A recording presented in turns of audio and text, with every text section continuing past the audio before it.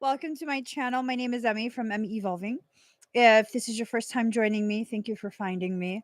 If this is not your first time, thank you for coming back. So, that was just weird. That was just weird. All right, guys, I'm going to be doing a reading for Pisces, Sun, Moon, Rising, and Venus. Also for your cross watchers. Also for those of us who find ourselves on this channel without any Piscean anything. You're probably an empath and you're probably needing messages from your soul. Oh my God, my allergies just kicked in. I'm allergic.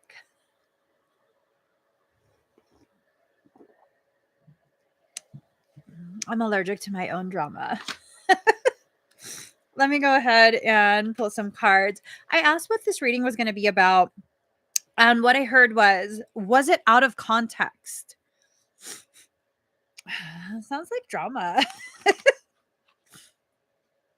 Sounds like something dramatic is happening. And I don't know if we need to be a part of that, to be honest. I mean, are you already a part of it? Does it involve you? Does it involve other people? Are you about to get sucked into something? I mean, really though. Really though. All right. Let me get a couple other cards.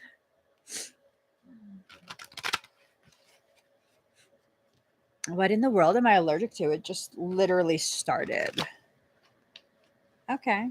Well, these are what fell, so that's what we're going to have. Here goes. Ooh. Actually, let me pull some from this deck as well.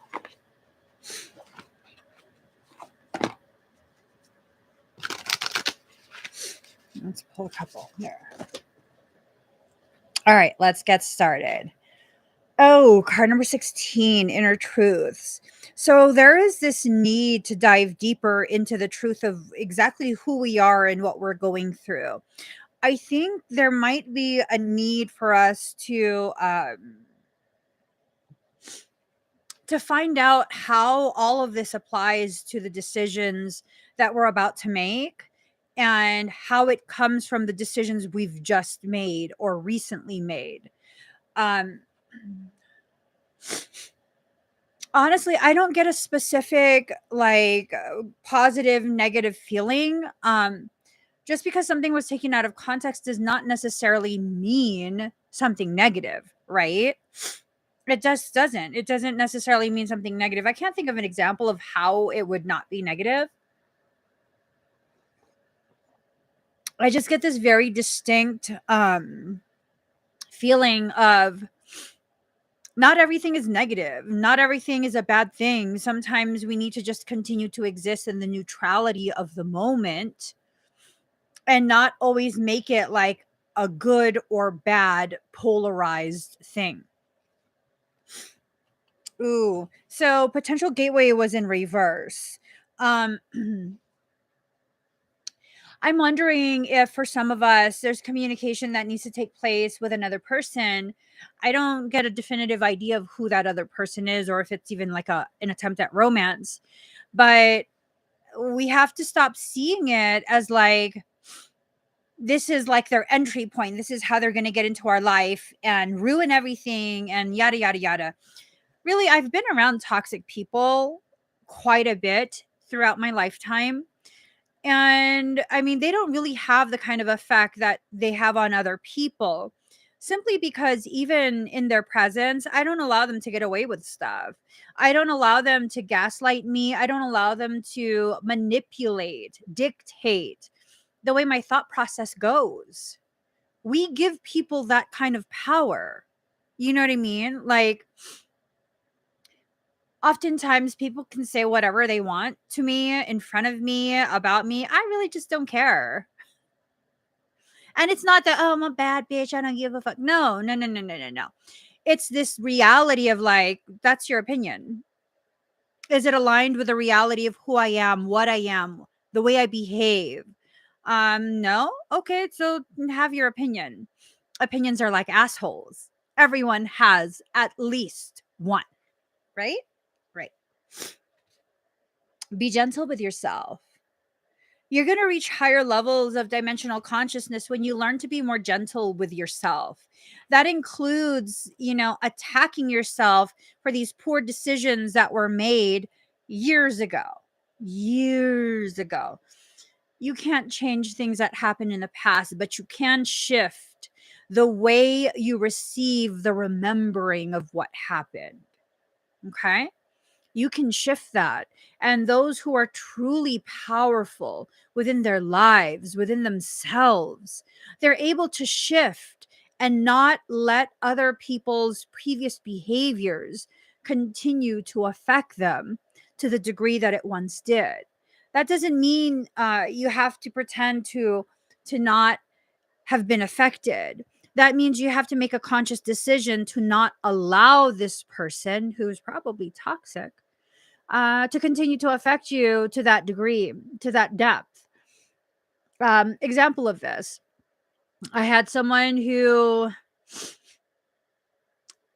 was really, really disgusting in their attempts to access me. And it really negatively affected me. Okay. It affected me. Can I change that? No. It affected me. That's it. I've already lived through that. Does it still affect me? Yes. To the degree that it did before? No. Is it because I've healed? Is it because this? Is it because that? And therapy and yada, yada, yada, and medications? And therapy and medications are nothing but the bridge to get you to that place of a different mindset, a different behavioral pattern, a different behavioral response, a different emotional response. See, that's the difference right there. Some people think that the therapy and the medication are either just a waste of time, unnecessary, and some people think that's a saving grace. Like you need to have those things or you're not going to heal. And then there's me, understanding that sometimes I have to build a bridge to get to the other side of this river of emotions, river of triggers. And sometimes that river or that bridge over that river will be made of therapy and psychiatric meds. Sometimes that'll be made out of prayers. Sometimes it'll be made out of meditation. Sometimes it'll be made out of exercise. These are all the different components that go into building a bridge to get you to the other side of an event, an experience. Did you take something out of context? Did you take your life out of context? Life is written in chapters, right? The book of life is written in chapters. It's a very complex literary piece of art. It's extremely complex.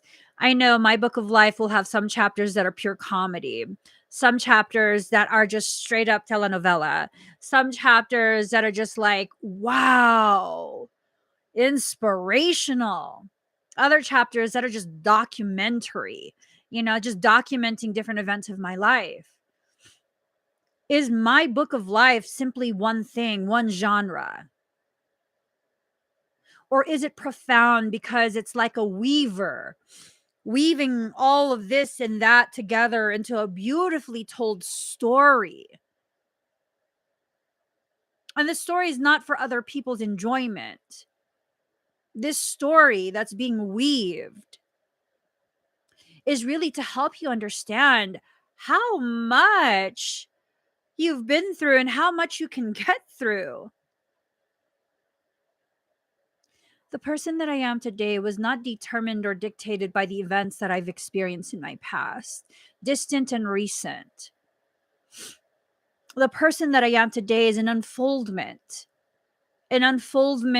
from all the places where I've been creased by the events that I've experienced.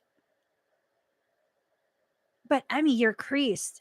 Oh, but honey, that crease is not an evidence of a flaw. That crease is evidence of what I became and then undid. Think of origami. Think of origami. Now, some people might not be familiar with origami, but I distinctly remember there were certain types of things that I would make with origami. And I would need to fold the paper in a way that would crease it, not because that was a final positioning of that piece of paper, but because I needed that crease in order to better form what I was forming.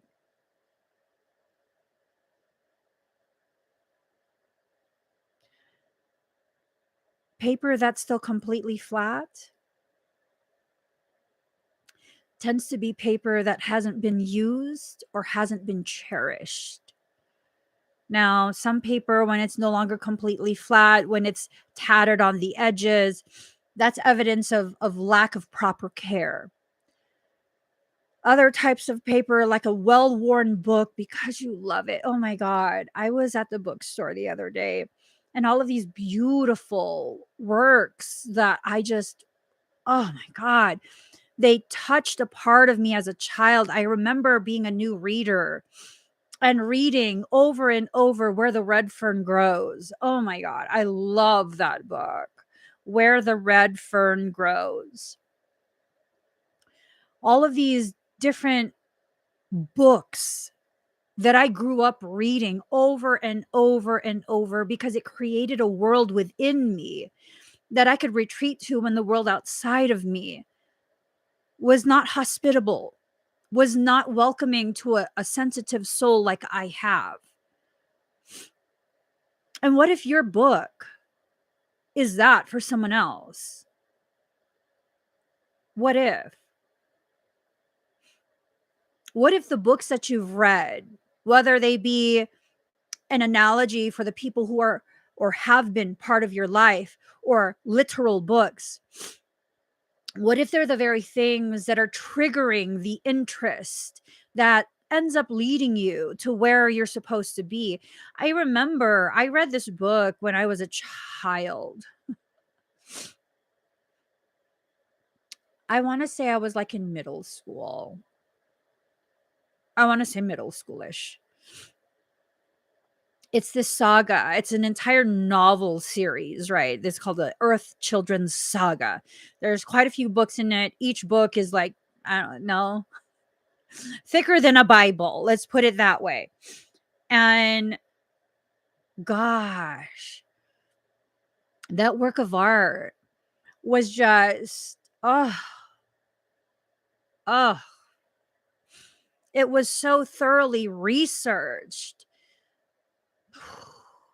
down to primitive processes like working leather, creating all sorts of different things, harvesting food. Um, One of the things that touched me the most about this Earth Children's saga, it started with a book, The Clan of the Cave Bear, right? It's set in prehistoric times. It's like the Cro-Magnons and the Neanderthals, and this fictional story of how they could have interacted and crossbred and how the Neanderthals might have been phased out and this it's all this complex stuff. And I'm reading as a child. And it's this beautiful thing where it's like the author, researched all of the freaking details, the herbal remedies that could have been used, the preparation, wow. This is where I learned about comfrey root, foxglove digitalis, datura, like all sorts of different things. And it's like, yeah, there's this medical component to that, but it also that interest in what she wrote about, the author, because it's about a medicine woman, the becoming of a Cro-Magnon girl who was lost and became a medicine woman of the highest degree for a Neanderthal tribe and or clan. And it was this thing of like, she was so different, yet she was able to succeed. And other people's perception of her, their derogatory approach towards her, was really irrelevant. And those are the books that raised me. Where the stigma of basically being a bruja, because that's what she was shamanic. She was the medicine woman and the herbal counterpart to the medicine man, the shaman, the religious or spiritual leader. These are the books that raised me. Did you read books that were printed, or were the books that affected you the books of other people's lifetimes? You know what I mean? And it's one of those things where it's like, are we taking it out of context? Because the books of other people that were present during my formative years, it had a lot of, I guess you could even say like emotional neglect. Do I still need to be upset about that? Because a large part of my life, I was pissed off. I was pissed off, especially after I became a mother. I was pissed off. Or did I take that out of context and not allow myself to truly see the gravity of the blessing that is, not was, but is? It continues to bless me because the most toxic people were not present when I was in my formative years. I didn't take that in. That was something external to me. It affected me, but it's also empowering. It empowered me. And when I began to see it in a different way, not pretending that it's something else, but recognizing there are so many different facets to this one component. Ooh, it became something else. Yes, I still have anger inside me. Am I angry about life? No. I just realized that exists for a reason. That emotional component of me exists for a reason, and it serves as fuel for my rise. It fuels my rebelliousness. Does that mean I'm still that same angry person? No. But when I need to, I can absolutely go there.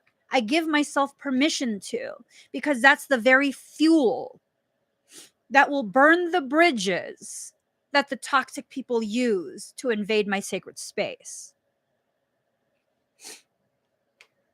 And it's okay.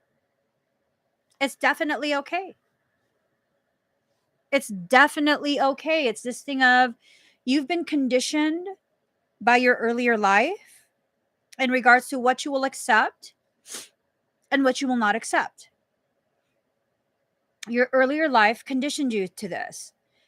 If you had a narcissistic parent, okay, and it really, really affected you, maybe you were the target, then what happens?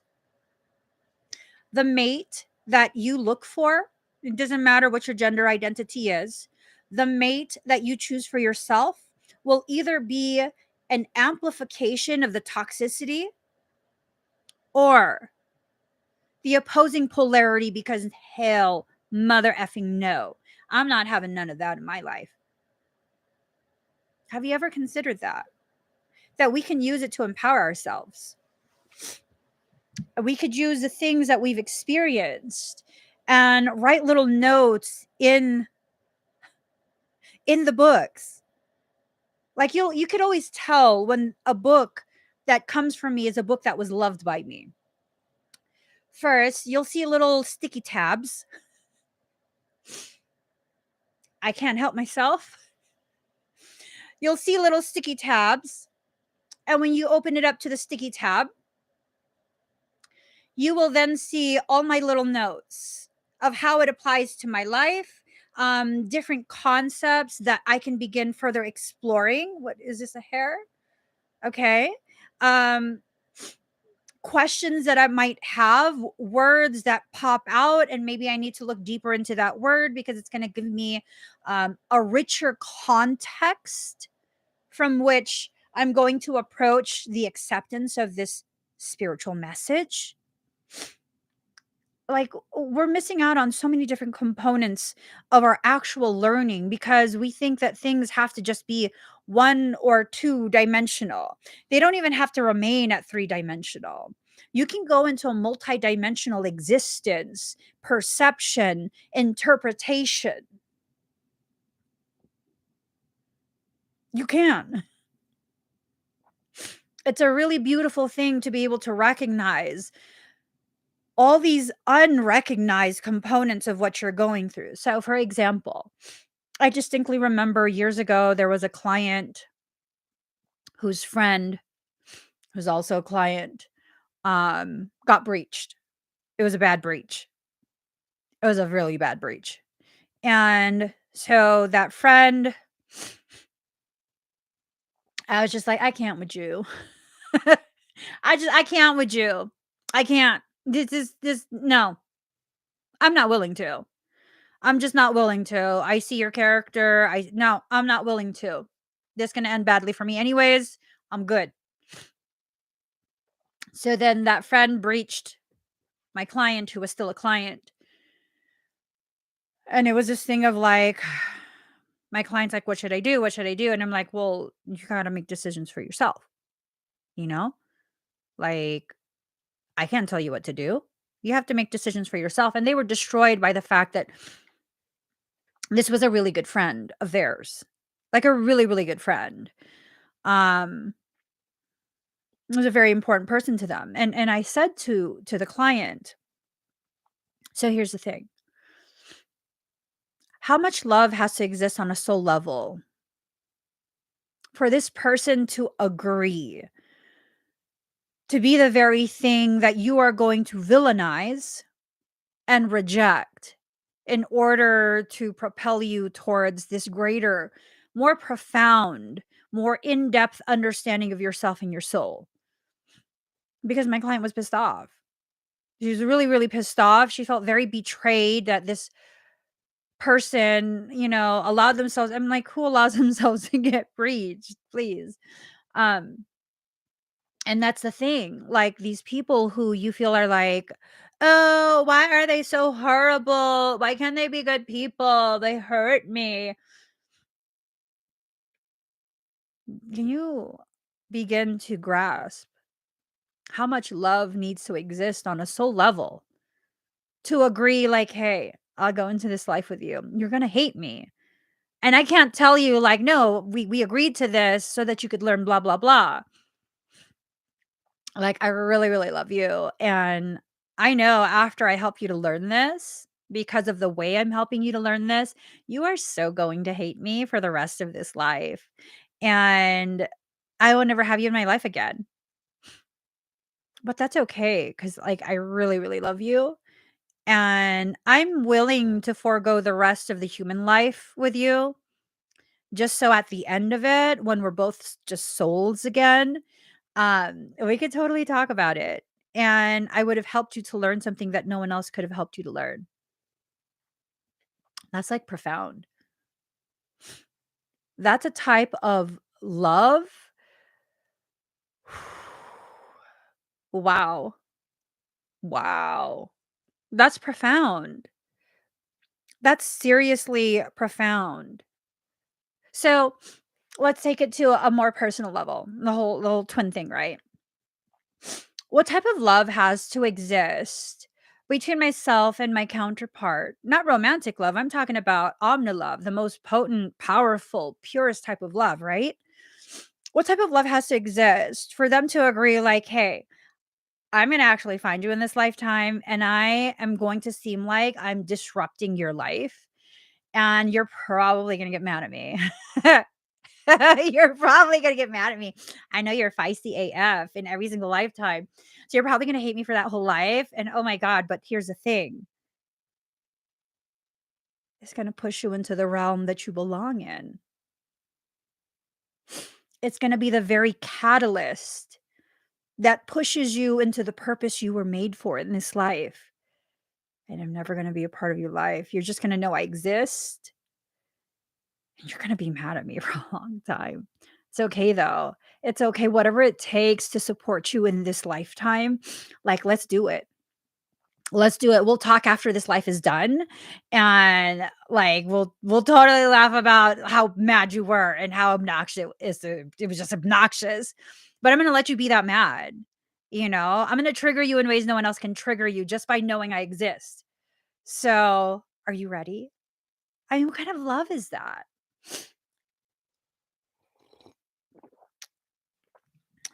What type of love is that?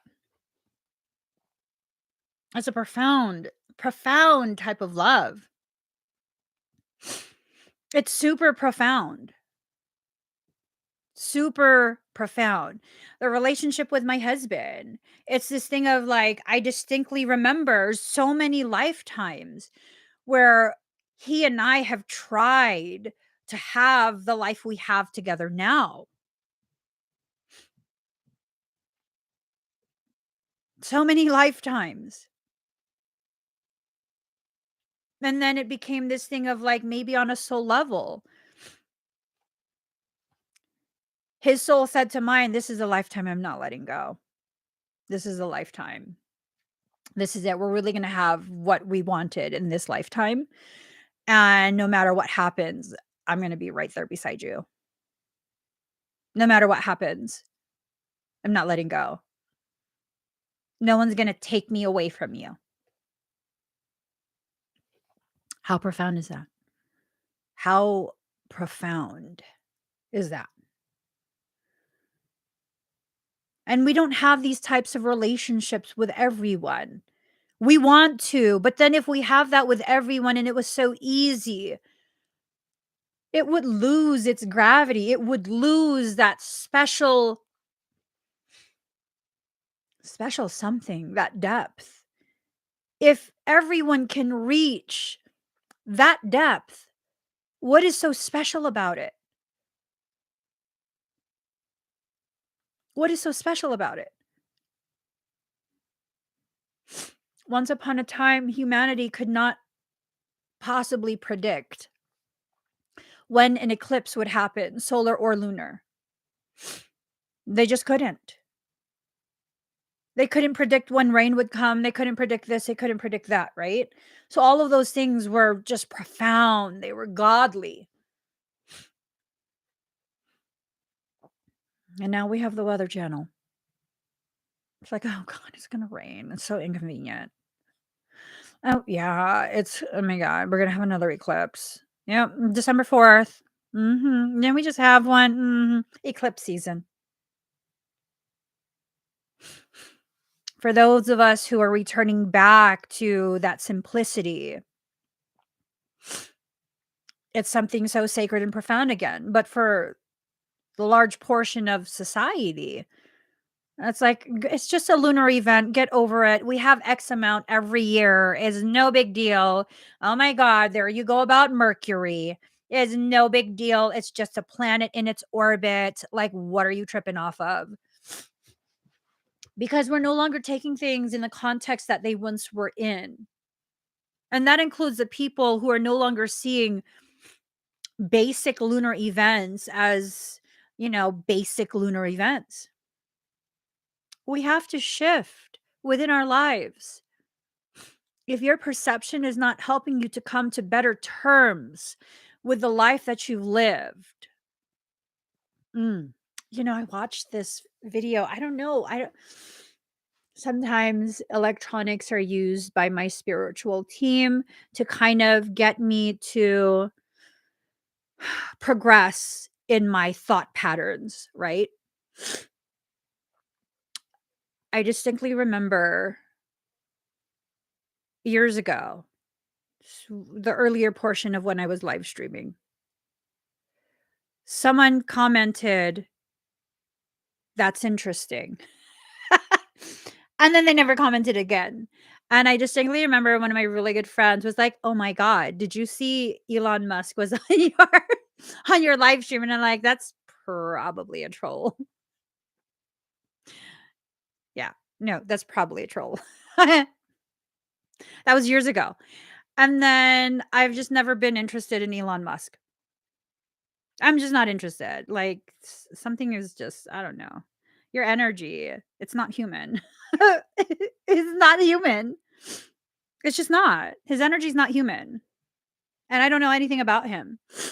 I take one look at him and I hear his voice and I'm like, "You're not human, Bo. You're not human, bro. You're something else in a human body, but you're something else." And then yesterday, just yesterday, YouTube decides to start playing videos. I was just letting the videos play. I promise you I was on a gossip channel. I've been heavily invested in the Britney Spears conservatorship battle. I have. I have. What? I like to see the legalities unfold. And that's what I was watching. These were not just, well, it's not even really a gossip channel. It's a legal channel. It's lawyers talking in legalese about conservatorships. And the next thing you know, see, my husband knows Brittany all day. Free Brittany, hashtag. But anyways, it was playing and I was doing work on the laptop. And next thing you know, Elon Musk videos start playing. I'm like, who's this alien of a man, anyways? I'm just letting it play in the background. And it's crazy. The resonance. And maybe that's why I was so averse, is because I didn't want to see or experience the resonance that I have with that person. I don't know what his purpose is, but the resonance of his work ethic, the depth with which he works, his commitment to his work, um, almost like everything he lives, eats, breathes is to further this work. And what is that work? I don't know. I don't know. I'm not interested necessarily in the work. It's something about the energy of his character. And I'm not here to say he's a good person or a bad person. I'm here to say that this is a message from my soul. It's a message from my soul. And the key component of the video that popped up, and it was multiple videos, but the one that I finally realized they're talking about Elon Musk. Like, who who suggested this crap to me? And one of his SpaceX employees was talking, and he was saying that his former employer, Elon, he filters every decision through a singular prism. And it's this prism of, how does this decision further what his mission is?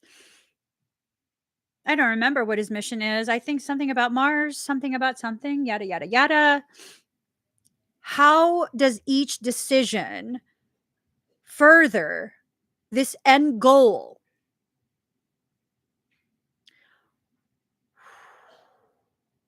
The resonance with that. Life tends to not hurt as much anymore when you run it through that prism, because that's how I see and live life. That is how I see and live life. I just went through something super ridiculously traumatic, right? From end of March all the way through to now. You guys saw part of that play out. Every once in a while, when there's another attempt to further traumatize me by this individual, not to you guys, to the individual, you'll see me process things. And in that processing, what I'm doing is I'm running it through this prism of, how does this get me to the other side of the event? Because the other side of the event is a place of expansion, expanded understanding, expanded, um, deepened, ripened, elevated understanding of the human psyche, of legal processes, of the tenacity of my soul, my personal power.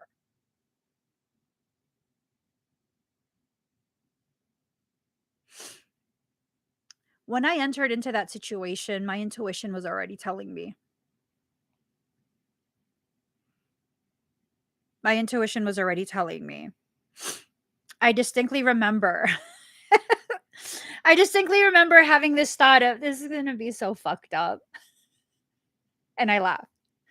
This is going to be so, I don't know what it is. I don't know what it is. It's gonna be fucked up. And I distinctly remember having conversations with Michael, like the very first day I arrived. Conversations with Michael, and he kept reassuring me, you're protected.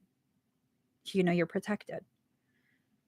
When I promise, I always follow through. Like, it's gonna be really fucked up. You told me yourself years ago, I'm gonna survive everything in life, but there's a lot that I can survive that'll really fuck me up. I can fall off a cliff and survive and break every single fucking bone in my body, but I'm still surviving it. And then he kind of giggled, having this conversation with him as I landed, as I'm disembarking the airplane. I'm having this conversation with him in my head. I'm like, I don't know why. This is gonna be fucked up. Yeah. The following day, waiting for my brother to get out of the hospital, I begin to see the red flags being waved. I begin to really see it.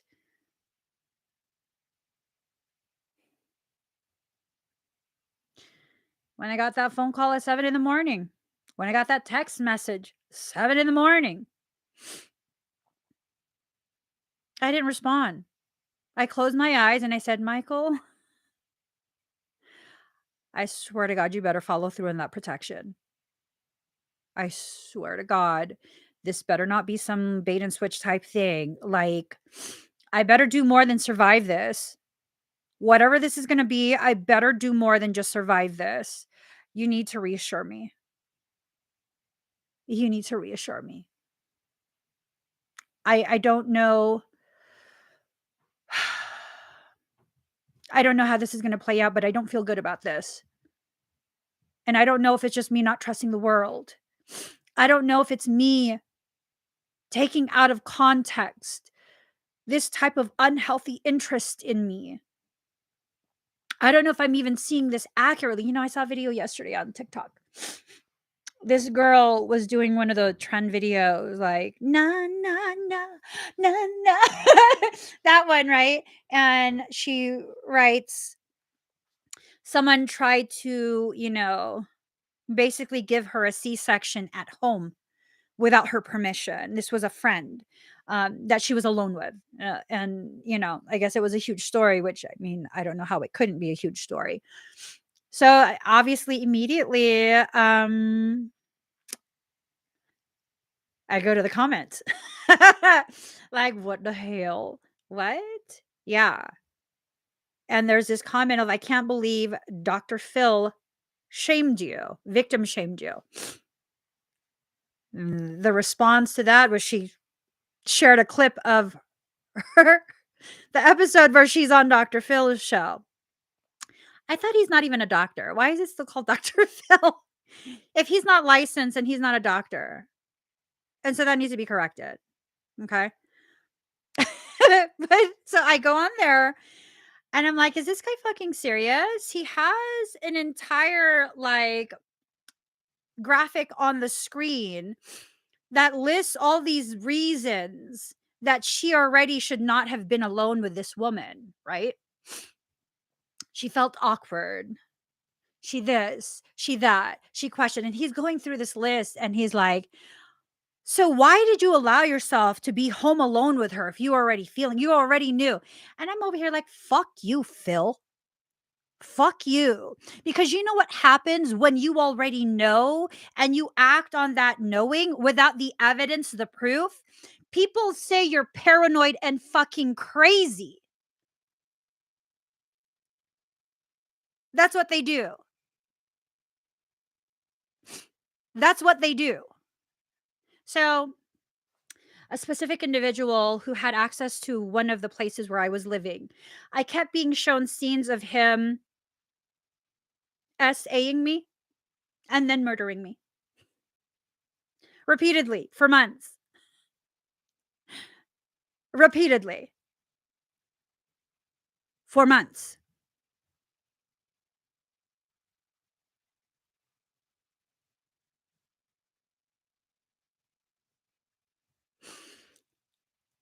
I said something, and I was never home because of that. I didn't even wanna be in the front of the yard. The front house, the front no, I would run inside. Everyone's like, "Ugh, like, nothing's gonna happen to you." Yeah? Like, now in hindsight, I look back and I'm like, "Oh, y'all motherfuckers tell me nothing's gonna happen. My business is built on my precognitive abilities. What the fuck? Are you serious?" And I kept like, "No, no, no, no, no, no, no. No, no, no, no. That's a lie. I'm just paranoid." Yeah, no, seriously. It's taken me several months of no longer being there to finally be like, "No, my intuition's very accurate. My intuition is very, very accurate. It's very accurate." And I couldn't even give myself permission to accept the level of accuracy. Now, can I go ahead and um accuse? No, because it didn't happen. But you look at that Dr. Phil show and it's this thing of like, who the hell? Who the hell thinks their friend would literally slice them open and try and take their unborn child out of their physical body? I promise you, the world is not okay with you being empowered. The entire world runs on scream, silently within you or out loud for others to hear. The entire world runs on scream.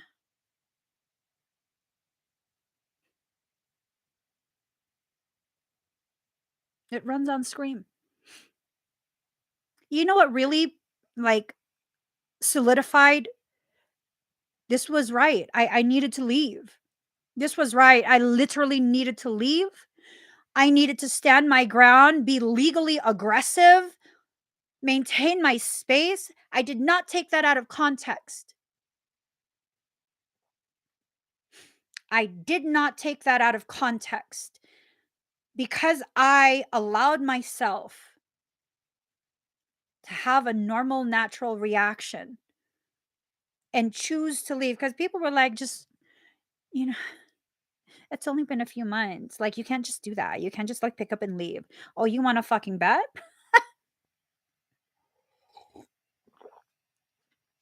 You want to fucking bet?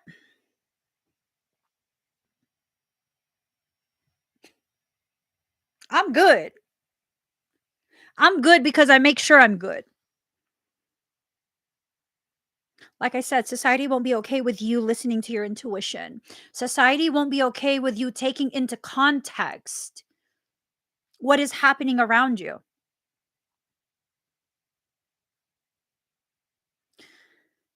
We got to know when we are actually reading situations accurately and when it is our own fractured self that is causing us to perceive situations in a way that really it's not aligned with the reality of things. My soul speaks to me often. When I don't want to listen to her, I know that's why I love the RV life. Like, seriously, I don't got to deal with any of that shit where it's like, fuck, who's coming? You know, like, is someone gonna like just unlock my door and come into the property? And if you guys think like, oh no, see, she's just being paranoid. No, that's actually what happened. Someone came and unlocked a dead bolt to the property. At what time in the morning with no advance notice, no knocking on the door. It's already within the character. It's already within the character. And I still ignored that. That was within days. That's within days. Okay. And then within a few more days, Same person who has complete disregard for actual law, civil statutes, says to me and another female in person that if it weren't for the fact that someone would report him, he would slap the shit out of his daughter. He would hit her. I'm sorry. Why are you telling two females this? Like, literally, that came out of nowhere. That statement came out of literally nowhere. There was no lead up to that. There was no talks about parenting or any of that. Why would a male need me and another female who occupy the property to know that he's down to hit females in the face? All of your experiences and interactions with people are providing you the context with which your emotions, your intuitive hits are guiding you down that pathway. They're guiding you down that. They're guiding you down that. They're helping you to understand. The day, moving day,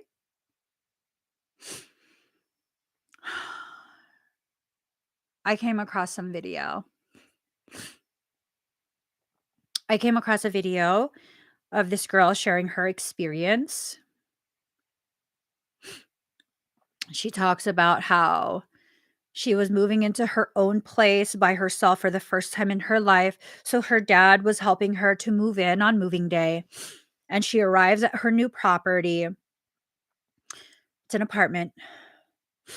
She arrives at the new property, and the maintenance man is inside her apartment doing maintenance work. Okay, that's not okay. First and foremost, that's not okay.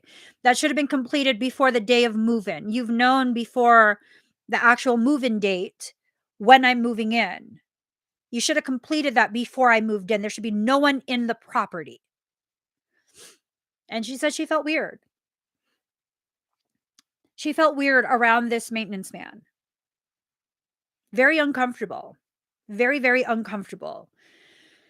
And then her story progresses to one night she wakes up. It's really, really late at night, like early, early morning, really late at night. And the maintenance man has let himself into the house, into the, yeah. He's watching her sleep. And she's asking, "What are you doing here?"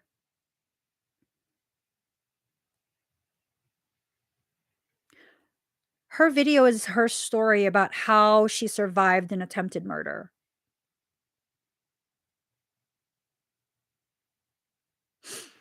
When people have the keys to enter your home and they already make you feel uncomfortable, no. Your home can be your emotional home, your mental home, your spiritual home. It doesn't have to be a brick and mortar home. If I feel uncomfortable with you, you are not to enter. When you repeatedly try and enter,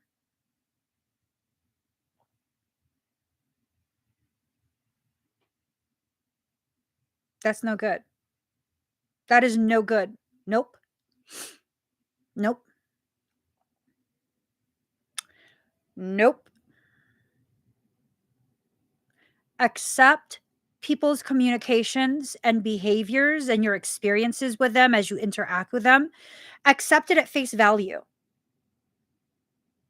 Accept it at face value. Truly.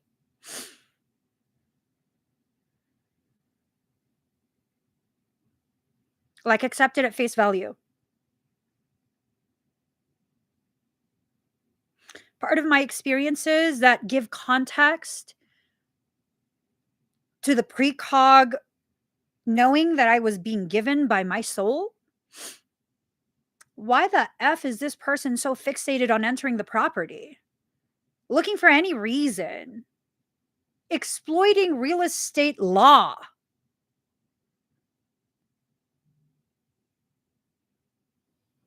And I'm supposed to be okay with that?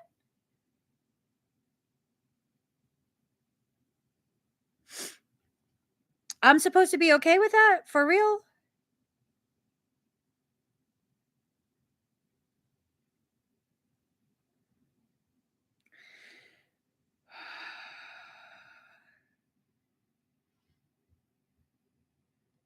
Hold on, guys.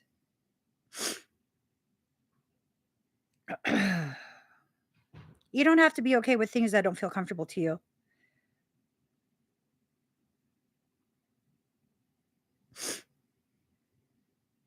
You just don't. If it doesn't feel okay to you, then it doesn't feel okay to you. And you have to accept that. You have to.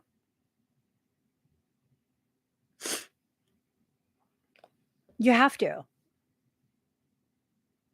Because I had people telling me, like, girl, it's really not that serious. It's not that serious. It's like, no, don't let people affect you in that way. When no one can affect me in that way, and then I'm affected in that way, that's not me being paranoid. That's me being reactive to potential harm. When the people who have experienced this person's fixation with me, like for real fixation, are like, hey, no, I don't want you ever to be home by yourself. No, don't come home today. We got this. There's a lot of shit coming in, happening, but we got this. Don't come home today. You don't have to come home for the next couple weeks. When it's this thing of, don't rent a car. I'm going to pick you up from the airport because I don't want you driving here by yourself. No, don't go outside and check the mail. I'll do that. No, just stay inside the house.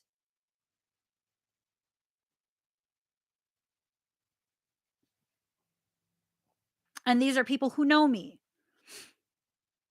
people who know how fearless I am with life. When you begin to act out of character due to someone else's presence, you have to take that in context of what are your thoughts? Are you truly afraid? Are they threatening you in some way? Are they being misogynistic in some way? Is it an implied threat? Is it an outright threat? Is it physical aggression? Is it physical aggression? You know?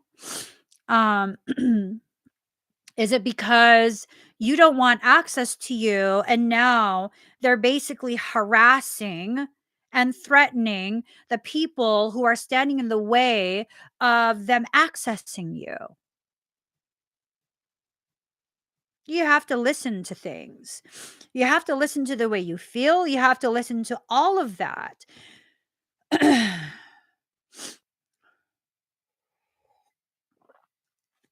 Christy, I promise you, the cops didn't think it was funny when I shared all of the stuff that I shared.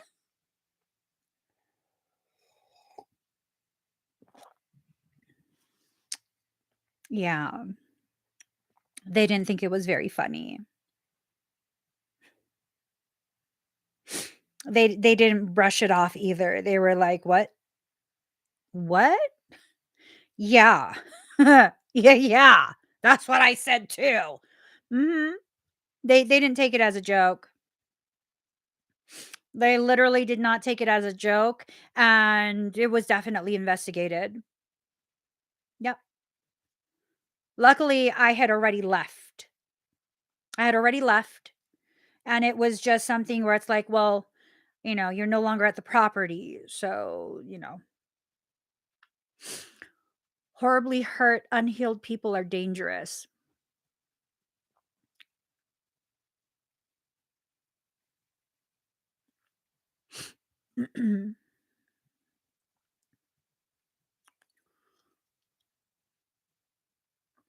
Like, I feel truth in that, Nene, but at the same time, it's like, I don't even wanna see it that way. You know why?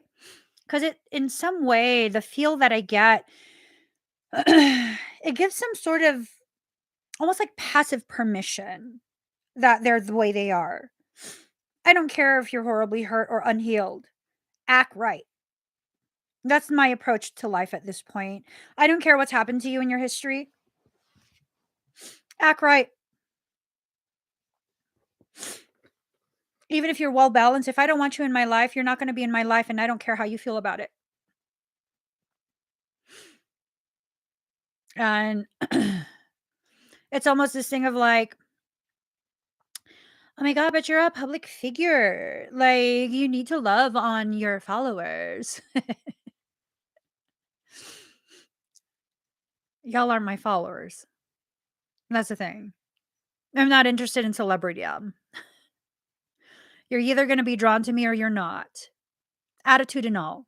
And that's that. I'm not here to be a commodity. I'm not here to be a product. I'm not here to be a brand or any of that. Some of those things will happen just as a natural result of the work that I do. That's not a goal though. It's not a goal to like become celebrity. No. No, I don't have to play a role. I've been hurt and many people have, but we don't choose to hurt other people in such an ugly way. I saw a post. Let me read it for you guys. My allergies are ridiculous today. No, no, no, no, no, no, no. Sorry, guys. I think I have third eye drainage. Okay. Let me find it really quick. I have to read it to you guys because it was profound. Um,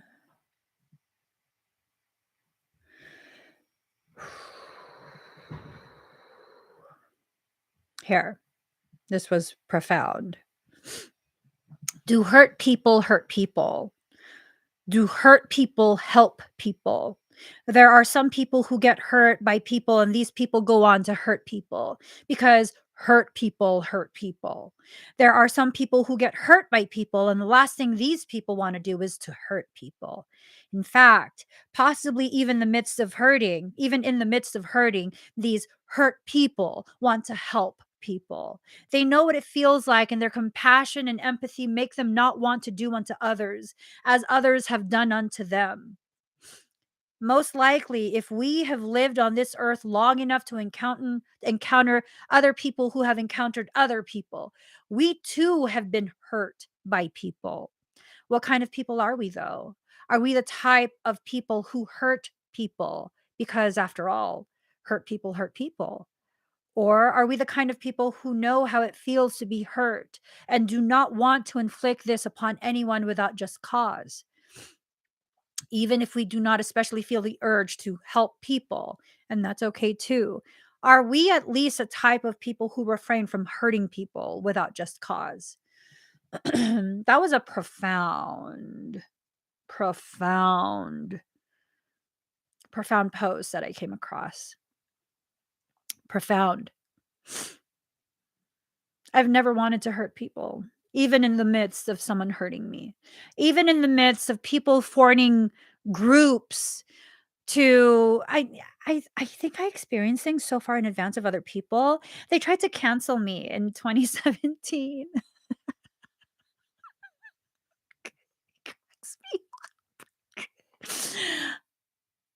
Bitch, if I couldn't cancel myself, you sure as fucking not gonna cancel me.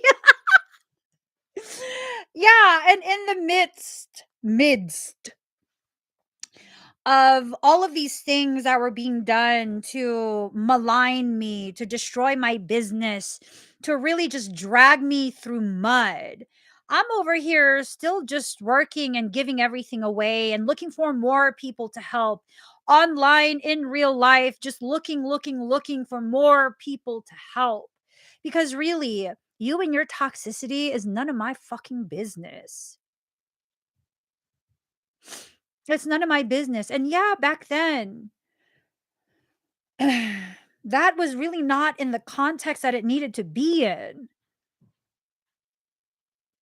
because I took that logic too far. And in my refusal to respond and address all of that toxicity, because I had enough fucking evidence of an attempt to destroy my actual business, my company. Um, I should have responded. I should have taken legal action. I should have. And in my silence and my lack of response, gosh, they took that as permission to continue and to amplify it. But here's the thing, do I need to attack myself about that? Or do I need to shift my perception of that period where I can now look at that period of my life as a profound period of growth, that it's a blessing for me personally to have experienced that at the very start of this very public journey rather than wait until it's like way down the road and it becomes this even larger thing. I'm thankful for that experience. I'm not thankful for those people. They're all fucking cunts. I swear to fucking God. I'm thankful for that experience though, because it helped me to learn things about myself, about what's necessary.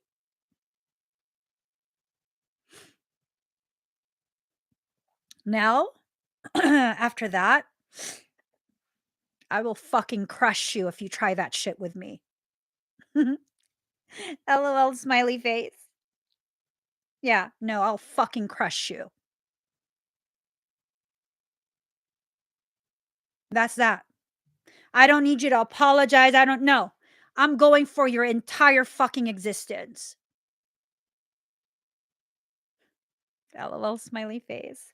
Hashtag hug a dick. Yeah, people can't accept when a person, especially a woman of minority, when you enter into this place of just personal power, like, I'm not trying to dominate you in your life, but motherfucker, don't be coming here approaching a goddess queen and thinking I'll bow down to your peasant ass. Oh my God, Emmy, like, how could you call people peasants? Well, considering I'm the only queen in my auric field, you are therefore a peasant. Lucky for you, I'm the type of queen that takes the peasants into consideration. I'm that type of queen where all of my people will be fed. I don't care if you're nobility or a peasant, but when you approach me with that bullshit, that level of lacking mentality, yeah, you're behaving like a peasant. There's no other thing for me to call you. That's peasant ass behavior.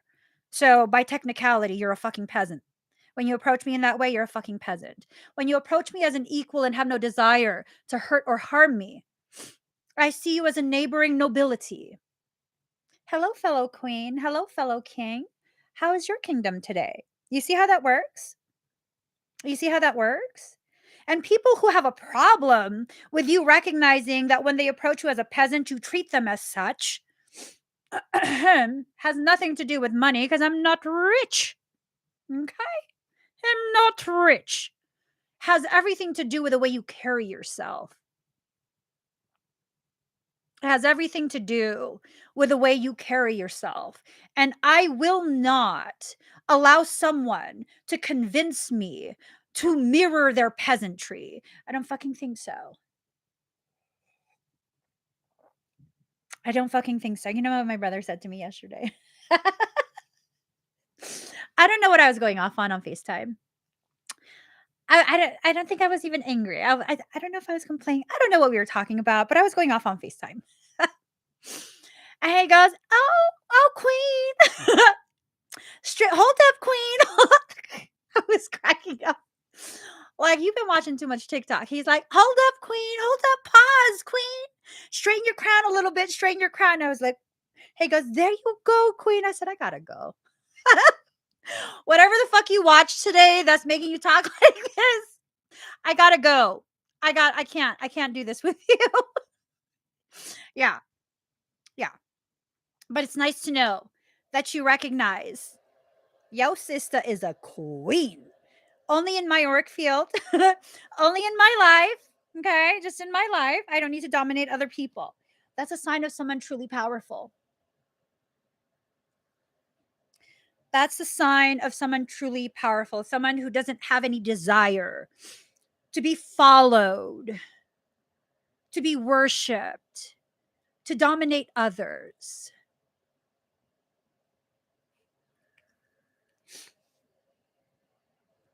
That's my personal opinion. When your negative feelings towards me has to do with you thinking that you're my competition, that's evidence of your weakness. I said it. That's weak shit right there.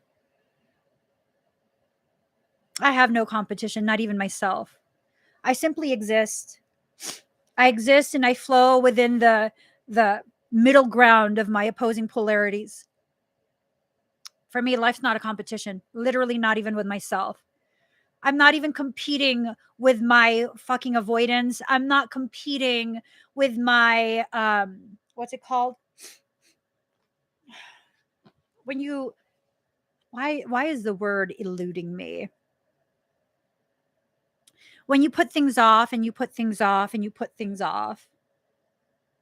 Power from within equals queen. Power from worship outside influences equals parasite. Amen. Can I get a hallelujah? Can I get an amen? Amen. Can I get an amen?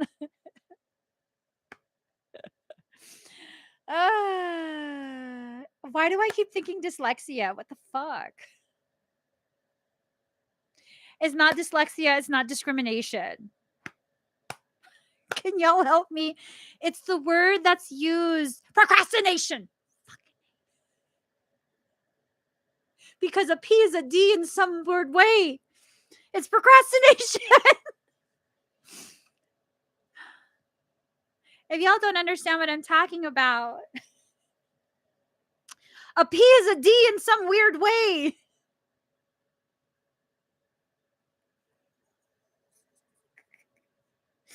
Okay, a P is a D in some weird fucking way. Oh my God, why did I think it was a D? I'm serious, you guys. I have raging as fuck dyslexia. I just really overcompensate. If you tell me a phone number over the phone, like, bitch, for real. Why are you getting mad that I keep asking you like the fourth time I'm confirming that that's the number and I'm making sure I wrote the right number? What? Thank you for that, ocean lover. Hope and happiness, you create both. 48. 4 and 8. 4 is a number of self. 8 is a number of reunification. 4 plus 8 is 12. The first steps on that journey back home to yourself. Hope and happiness. That's a chosen state of being. Hope and happiness.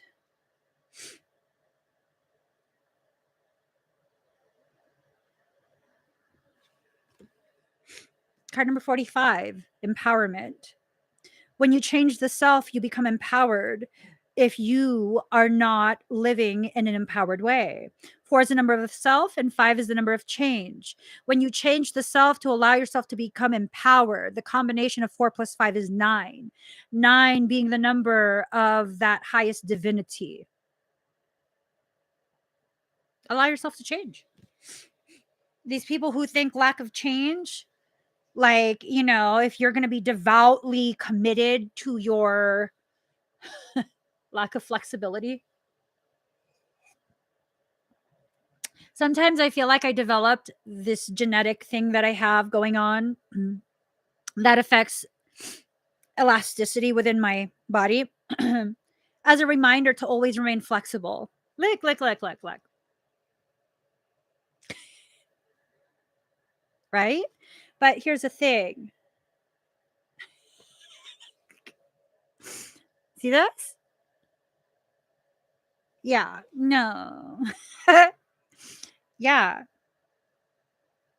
My body itself is a reminder of how to be flexible,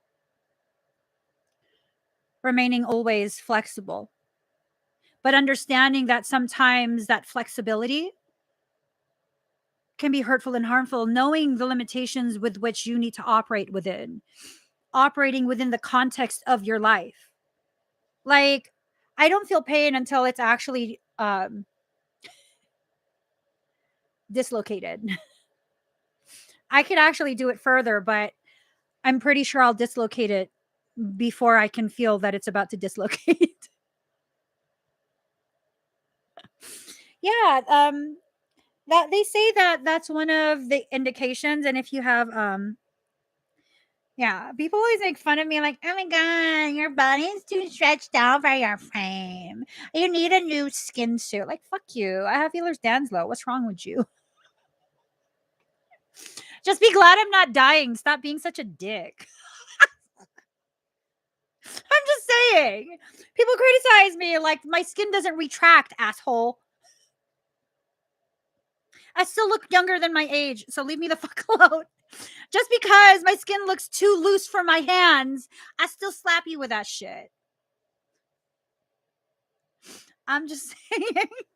I needed to get that off my chest for a moment. I'm sorry. Back on track. Card number 9. What do you feel? I feel good after saying that.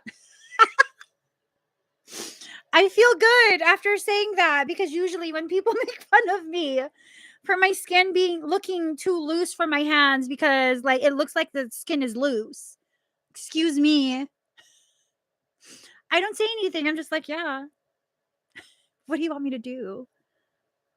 What do you want me to do? Like, what can I do for that? There's nothing I can fucking do. Just calm the fuck down. It's gonna be fine. No, everyone can't do that. Like one of the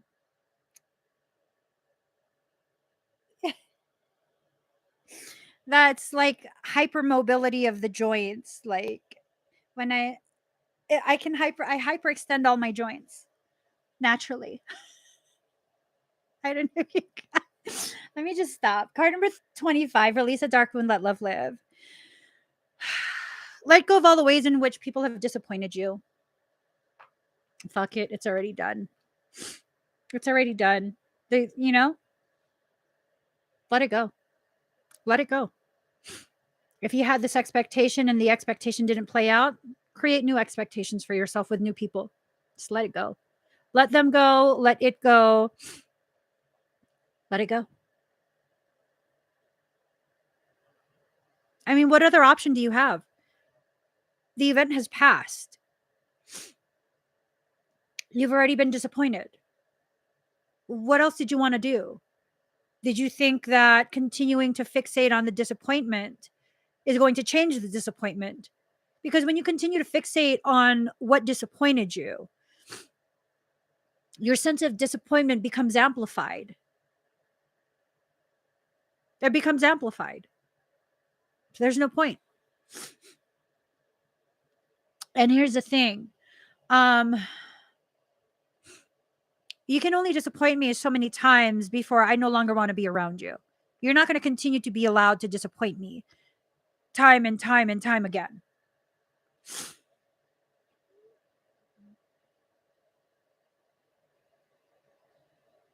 You're just not. I'm not going to let you. I'm not going to be around for you to continue to disappoint me.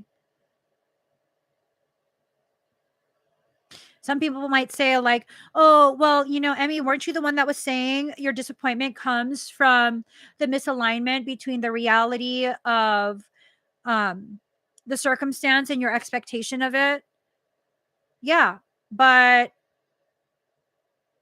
if that continues to happen, then that means I'm needing you to be someone you're not. So I need to bounce the fuck out of your life.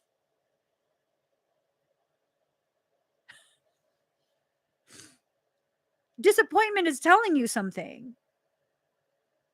It's telling you something so profound. Now, we can't live with this expectation of never, ever, ever being disappointed, right? Right? Okay, right. But we also can't live with this like weird as fuck thing of like, oh, you keep disappointing me, but I have to stay because disappointment is my issue. No, that means this is not aligned. You're like, no, I don't need to be around you.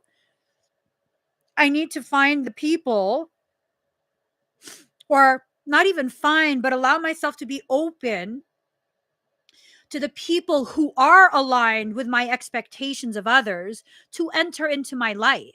Like, for real. Card number 24, new birth guarded vigilantly. It's okay for you to protect yourself during a period of new growth.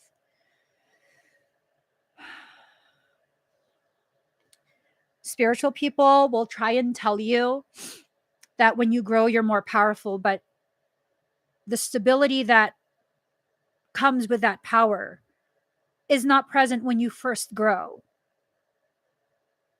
It's just not. When the seed for a tree is first planted, that sapling can be broken. That's the thing.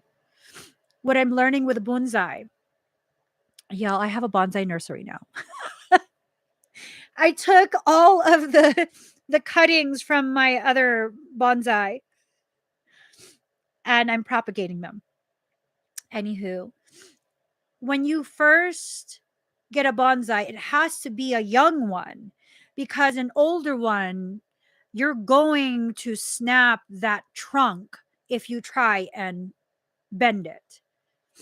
Those who are mastering the bonsai art form, they know that you go ahead and you use electrical tape, or you go ahead and use soaked raffia, you wrap it tight around the trunk, and that helps with some elasticity, and it keeps the, what's it, cambium, the bark on the actual tree, on the plant itself, so that way that part doesn't die. If it snaps, it can heal itself. How many of us know this? How many of us try as a newly formed seedling, try to bend ourselves into all sorts of different shapes, saying like, I got this, I'm flexible. Yeah, but did you factor in the fact that you will snap at some point? But oh, you're not allowed to snap because that's not spiritual. No, I am allowed to snap. If you keep bending me in shapes that I do not naturally belong in, I have every right and capability of snapping. You don't get to tell me that I don't get to have the reaction to your forced experiences upon me. I forgot who it was. They're like, no, you can't be mad. Oh, you best fucking believe I can be mad. You don't get to tell me you didn't hurt my feelings after you hurt my feelings. Fuck you. Fuck you. How many of us don't take into context what we feel? How many of us? Where you allow someone to tell you that you have no right to feel the way you feel because of how they treated you.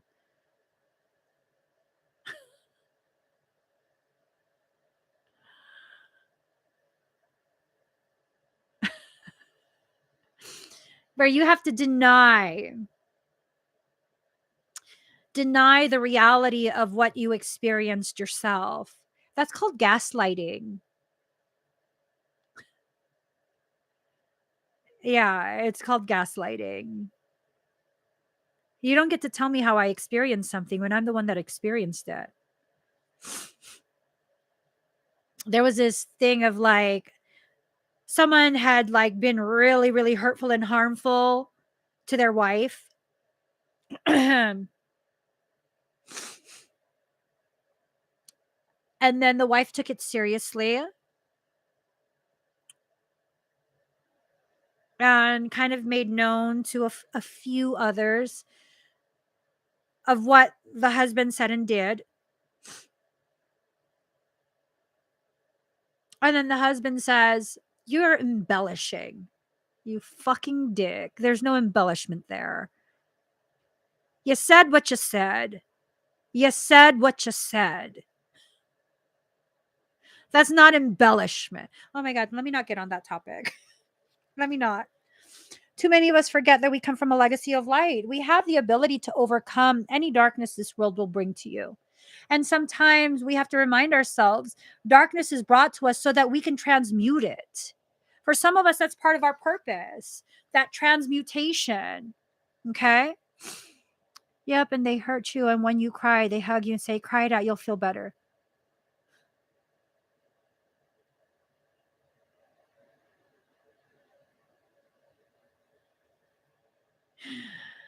I'll feel better when I punch you in the throat.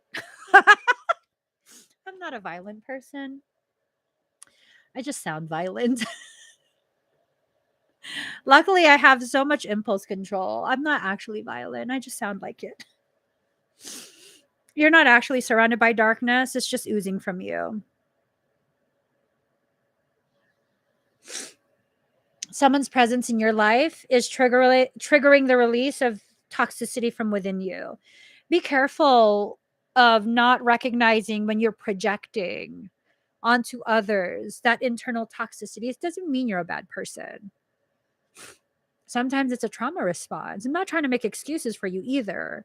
I'm just looking at the entirety of the coin, both sides of it. Just because something is a trauma response does not mean it's acceptable or okay. But just because you're responding with a trauma response does not mean you're a bad person.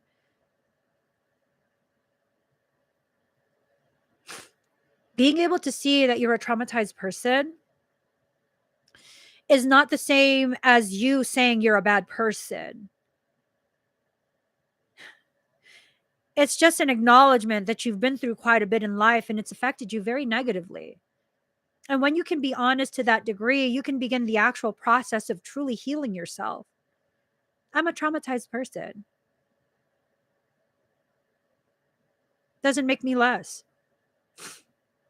The fact that I'm traumatized and I can still show up and still be loving, still care about people who really will not add to my journey, people who can't do anything for me, I feel like that's a measure of the greatness that I actually am, a greatness that I'm still learning about. It's not evidence of my weakness. And sometimes we have to recognize these are things we won't know about ourselves for a very, very long time because we don't need to know these things. We just need to comply with what our heart is asking us to do. We don't need to know how powerful and great we are. And quite honestly, when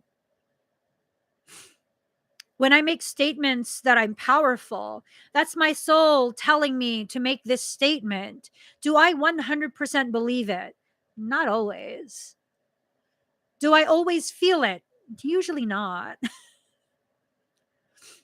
So then is it a lie when I say that? No, I am a powerful person.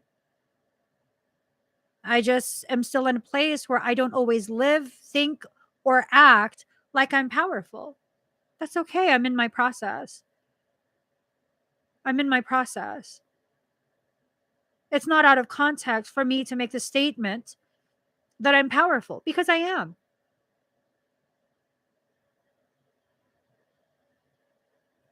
Am I being fake?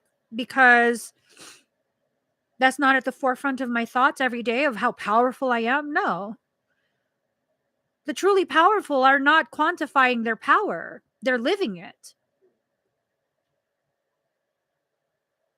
So, what is so disempowering about choosing to just live and be a normal, regular person with an understanding that there are parts of me that, you know, the world might not be ready for? And that's okay because maybe I'm not ready to showcase that. Do I have to showcase that? Not if I don't want to, not if I'm not ready to, not if it's not time to.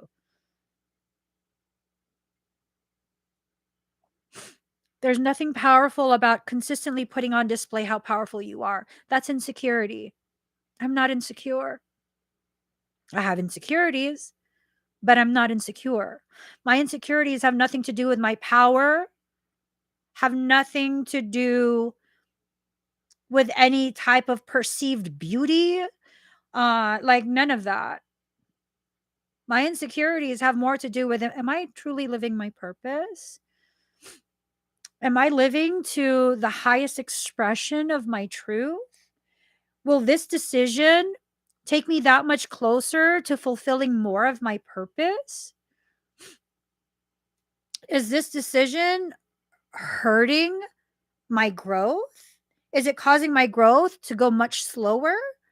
Am I holding myself back? And in holding myself back, are people who are waiting to witness me rise having to wait longer and now I'm affecting their journey?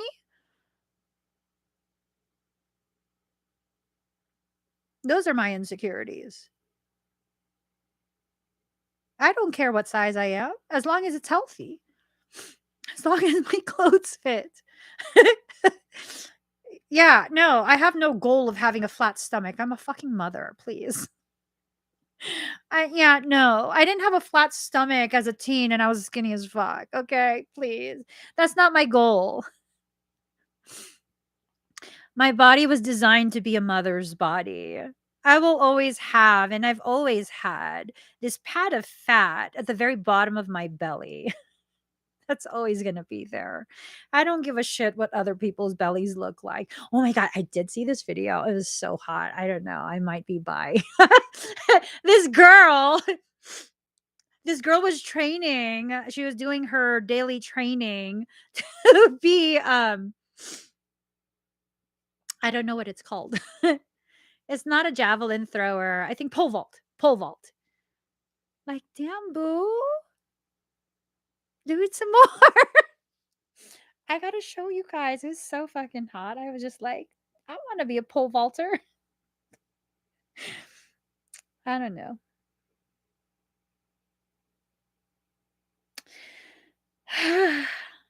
No, I'm not gonna find it. I just want to see it one more time. I don't know if I saved it though. Hold on. Hold on.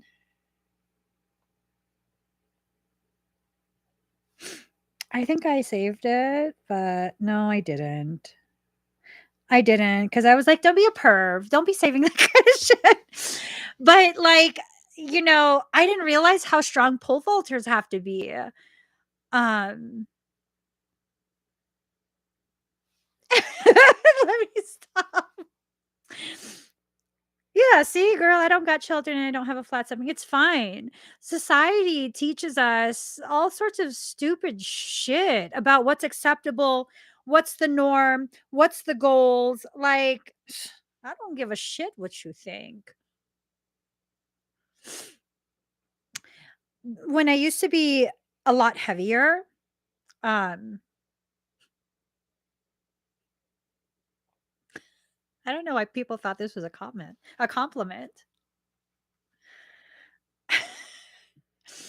I've had people who are fucking socially inept be like, "Oh my god, you're so pretty for a big girl."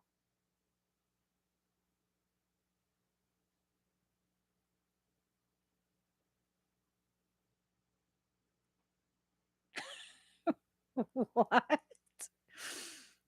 You're so pretty for a big girl. Like, for a big girl, you have a really pretty face.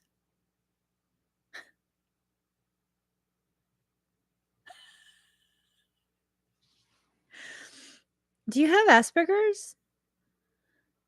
Do you, like is there an actual condition that makes you incapable of reading social cues?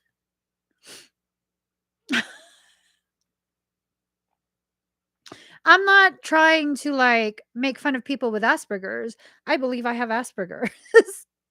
I can't read social cues. I just wanna make sure that we on the same page, like, we both not understanding each other because, like, ho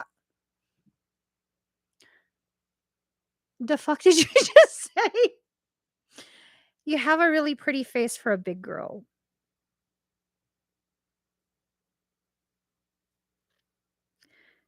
You're pretty for an Asian.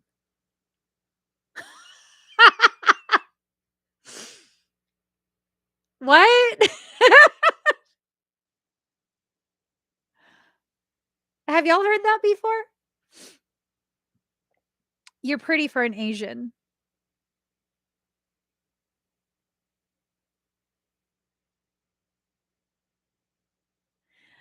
Bitch, you just need a couple years to catch up because fox eye, ponytail lift, that's Asian aesthetics. Fuck out of here with your shit. You're pretty for an Asian. Bitch, you think I'm pretty, period. You can't accept that you like my aesthetics, so you have to kind of degrade it a little bit, just a little bit, and add for a big girl or for Asian. You're a chubby chaser. You like my rolls. Just say it. You're a chubby chaser. Yeah. What? What? Be honest with yourself. You find that attractive, but society doesn't give you permission to, so you got to say it in that way.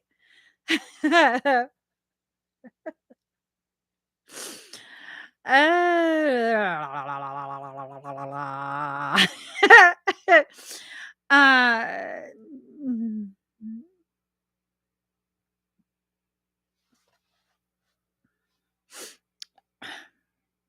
I'm never gonna get a nose job to have a more Anglo type of nose. I'm not gonna fuck with my cheeks. I'm not gonna fuck with my eyes. And I'm beautiful because accept myself as I am, not because someone approves of me or finds me attractive, but because I have so much personal power and self love that I really don't give a fuck what you're attracted to. Beautiful thing about my childhood, I never got compliments. So I don't seek it out from other people now. I never fit in. I never got any of that. I didn't get attention. I didn't get any of that. I don't need it now. I don't give a shit if people want to compliment me or not.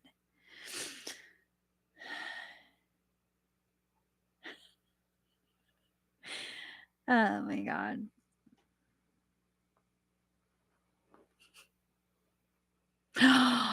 Drea.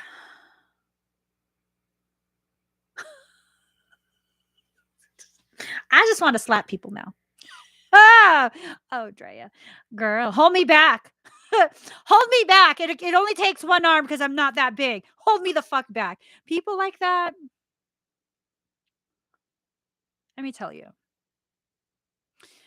I once worked as basically like a regional specialist for this one company when I was like 19, 20. It was for makeup. And I got stationed in a place, a region that was predominantly one unmelanated shade. Let me not start with that shit. No, it was a location that, was predominantly one type of race. And at that time, I was extremely pale. Okay? Because I was still in a period of my life where I'd been shamed so much for being dark. Yeah, this is the darkest I've ever been. I was like so pale. I looked anemic and I had a severe vitamin D deficiency. Okay? Because my culture values white skin.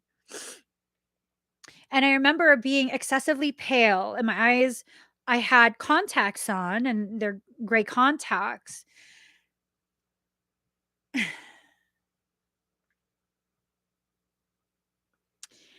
And I distinctly remember whenever I would wear my gray contacts, I would get more sales. I never understood why. Now, I would wear the gray contacts depending on what type of makeup look I was doing that day. And I remember one day I did a very soft silvery eye, like a silver smoke, pale silver smoke. I was pale as fuck already with my gray eyes. And because my eyes are so dark, you can't tell that they're contacts. They just look like they're my eyes because you can't tell where my pupil is. And this girl, I had just helped her and she bought a shit ton of stuff and she's at the register and I'm ringing her up. And she says to her friend in front of me, I want babies that look like her.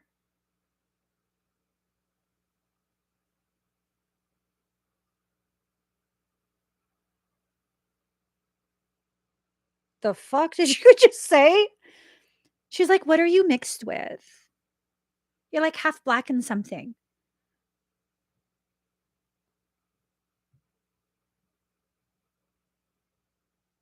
What? What? What the fuck are you saying? She wanted to know what I was mixed with. She said I was half black and something. Because I did my edges. That shit's part of my culture too. You know, Spaniards came just like how they affected Mexico. We do the edges. I have coarse hair that's kind of like Samoans, and it curls tight around the hairline. And she was like, "What are you mixed with? Like black and white? Like, honey, honey, nothing you're going to contribute to that genetic pool will give you a kid that looks like me."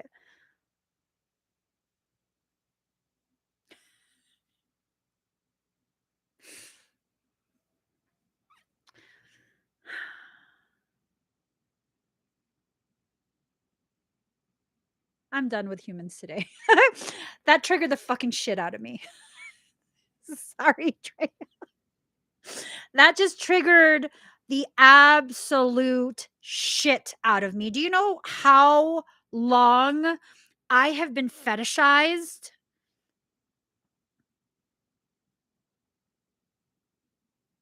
I remember years ago, someone was like, "You're like totally like a Lucy Lou."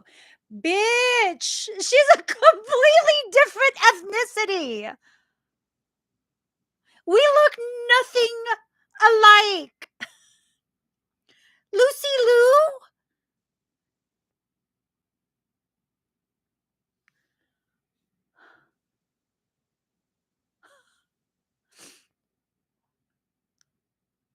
Tell me I look like Lucy Lou.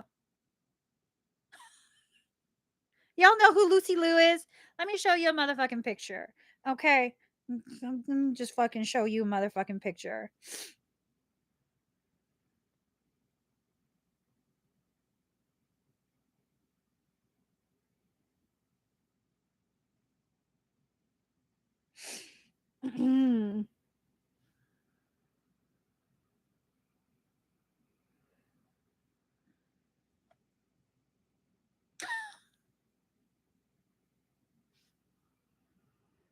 Which hand do you want me to use to slap you?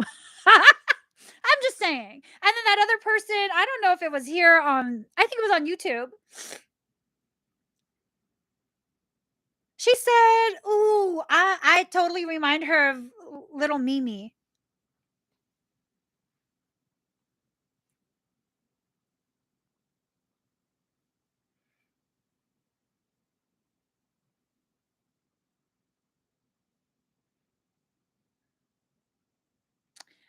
Oh wait, it's called it's Mimi.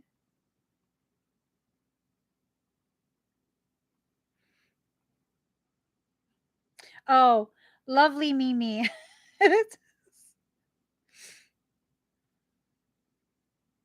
Okay, bitches. Bitches, please. Okay? Stop that shit. Stop that shit. Stop that shit. And she fucking ratchet as fuck. That's just not a compliment. You taking my eyes out of context. throw that fucking card on the floor. Card number 5, follow your own rhythm. Follow your own rhythm. Fuck these people. You know what? Follow your own rhythm. Allow yourself to swing from the chandeliers. I'm gonna swing from the chandelier. From the chandelier. I'm gonna live like tomorrow doesn't exist. Like it doesn't exist. I look nothing like lovely Mimi. Fuck that shit. That's offensive. Tell me I look like lovely, whatever the fuck her name is. No. Stop it. Stop it.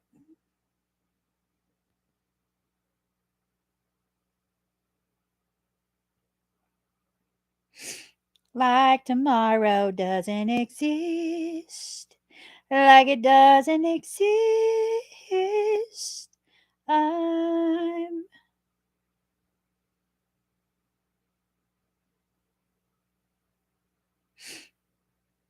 okay. Am I the only one that likes to read medical charts? Am I the only one?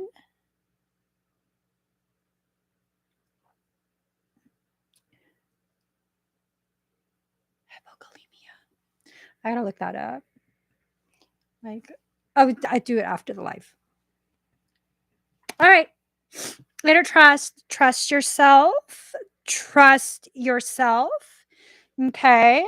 Just trust yourself. You know when it's time to walk away, and I can read doctor.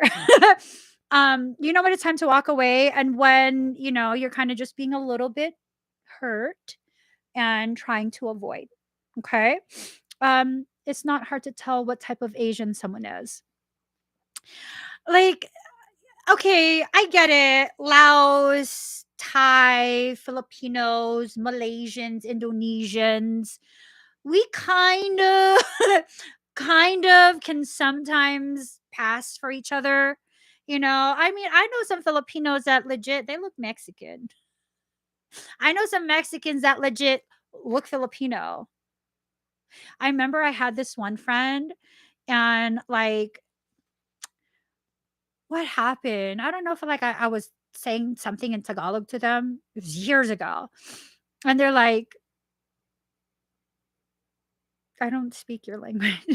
And I'm like, shut up. Your parents never taught you? And they're like, I'm not Filipino. Bitch, yes, you are. I done fucking adopted you. Yes, you are Filipino. Stop denying us. You're adopted people. I don't know. Sometimes. But no, they didn't even look Filipino. I think it more had to do with like, we just vibing, so I just made you my people. All of you are Filipino. What are you talking about? Honorary. We need some adobo. And we need some other shit. I'll teach you guys. I'll teach you. Don't worry. And when someone is like out of pocket, when they're like extra, extra with you, you're just like, naku naman ang grabe. Damn, that's what you say. Naku naman ang grabe. And then my mother would always say to me, and fucking cracks me up now, bakit ka ganyan? Why are you like that? Oh no, ask my dad. That's what I would say. Ask my dad. So she would say that to me. Like, if I'm getting too intense for her, she'd totally be like, bakit ka ganyan? I don't know. Or OA, overacting. KJ, Killjoy. I teach you guys a lot. Don't worry. Don't worry. Okay. Don't worry. I'll teach you guys. You know what I'm saying? Um, oh my God, I cannot do pork adobo. I feel like I'm dying if I do.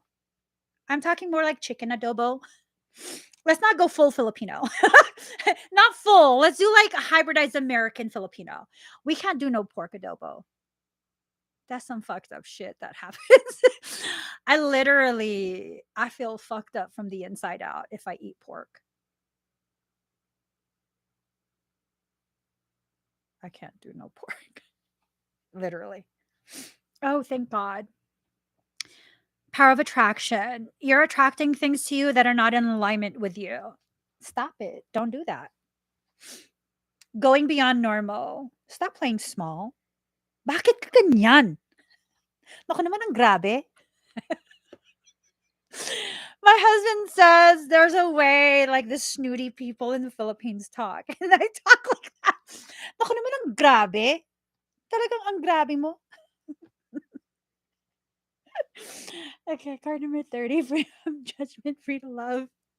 Love yourself just as you are. Don't wait for people to validate you and justify the greatness that you are. No. No. Card number 44, visions of life beyond death. Allow the part of you, see, my husband likes that shit.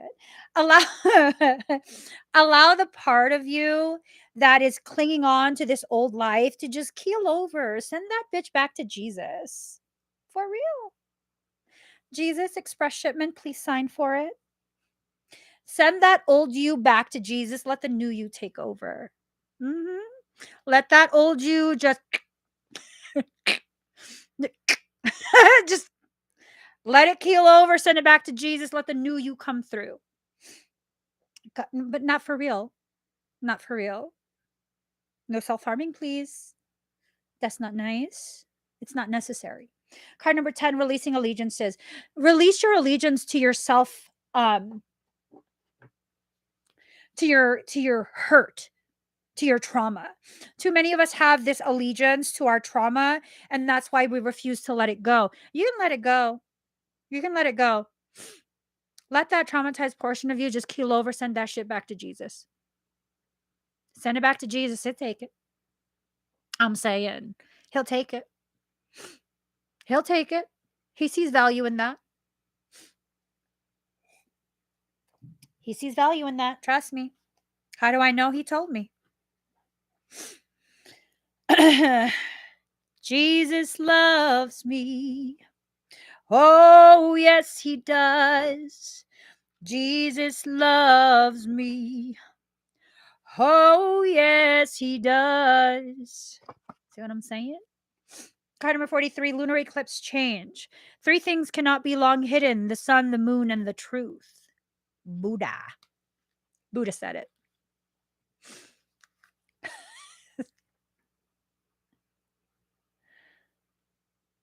Sorry. Some Cypress Hill. It's just going through my brain. Okay. A lunar eclipse takes place when, okay, no, we know that. Eclipses can bring on times which seem shadowy and disordered, but they are not necessarily bad and should not be viewed as such. We're meant to be thrown off balance to make necessary changes. See, taking things out of context, you know what I'm saying? It's a time of seeing the light and focusing on something you have either put off or didn't exactly notice was coming up. When the lunar eclipse card presents itself in a reading, dramatic changes are in store. We do drama. We do. We're fine with drama. It's fine. We can handle drama. Pisceans and empaths, we can handle drama. Why are we scared of drama? They're already accusing us of being dramatic, being OA, overacting. Bastos. Okay. Um, such changes will likely be unexpected ones, the kind that might seem hard or may take some special effort on your part. These will not be gradual, easy, barely noticed transformations. Your world may be rattled somewhat. It will seem more like a revolution. Do not be alarmed. However, because this altering of your life is essential in getting you where you need to be, we are all here to share our gifts and lead others to theirs. It's never an easy path. It's never. Bump that on the floor. Da, da. Oh, no, that's a different song. Is that the song? No, that's a different song. I don't think those are the words. Any number of things might happen: the ending or beginning of a transformative relationship, a change in life's path or job, or a change in where you live. Whatever it may be, it will be abrupt. So maybe that transformative relationship is between yourself and your soul. Time to be your best friend. Now, I'm lucky enough to have, you know, less than a handful of people who I can really genuinely label as a best friend. And the most amazing part of that, the biggest blessing in that is I'm part of that group. Like, I'm my own best friend. I'm my own best friend.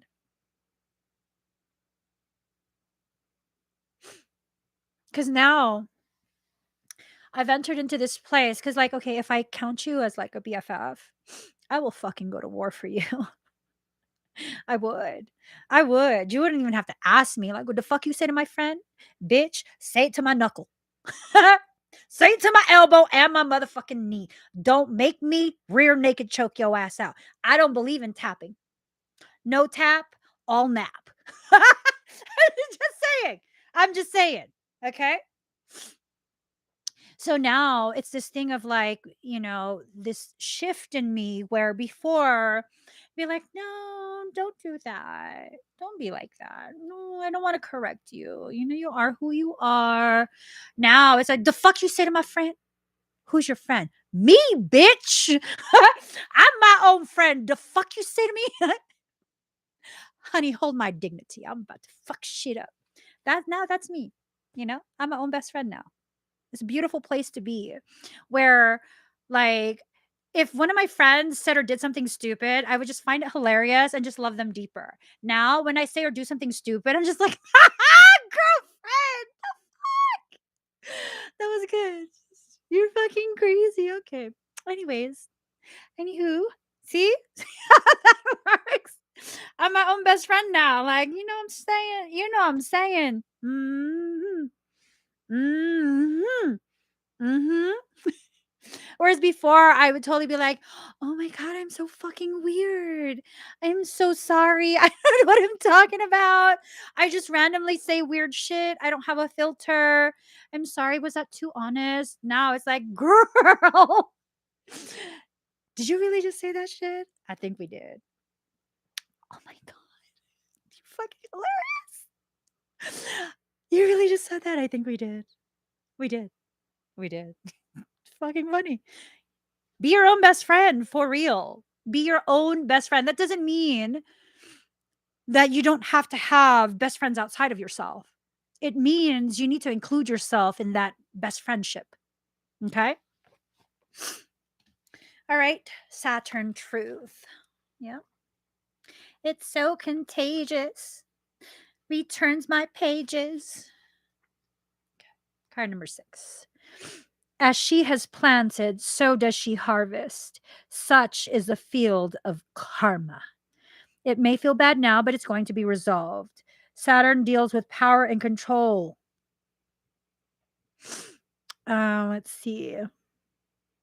You may meet a fatherly type who will help you advance with your goals. Saturn can sometimes herald the appearance of a sage or a teacher. I'm here. I'm joking. Be your own teacher. Show up for yourself. Let's see. The gift of Saturn is keeping you on your path, helping you face parts of your life you may dread, but you simply must fulfill. They are your contracts towards more solid achievements and a better life. Circumstances may be harsh for a while, but believe your sacrifices to be worth it. It's a good time to be diligent and not rush anything. Whatever you are asking about is likely to take considerable time and not come about too quickly. So, Michael's giving me this like thought form, like people think, oh, I'm just going to sacrifice this and that. In order for it to be a sacrifice, you're going to have to get something in return. See what I'm saying? When you're just giving and giving, that's not a sacrifice. You know what I'm saying? Like, why do you keep volunteering to sacrifice things and you get nothing in return? And the people who don't understand the gravity of what I'm talking about, you're probably a person that doesn't have a problem receiving. I'm addressing specifically the people who have a problem receiving and asking and allowing themselves to receive what they asked for. Stop sacrificing things without anything in return. You're sacrificing your dignity for what? Are you getting someone's love in return? That's not love. If the cost being paid is your dignity, that's ownership. That's ownership. And I'm sorry, I'm worth more than just petty ass attention. Like, no. You want to buy me? It's going to require the cost of your entire existence as you know it. You will never be the same person again. Not because I'm traumatizing you, but because in order to have me, you have to be my fucking equal. Anything short of that, kindly go away and come back when you're ready.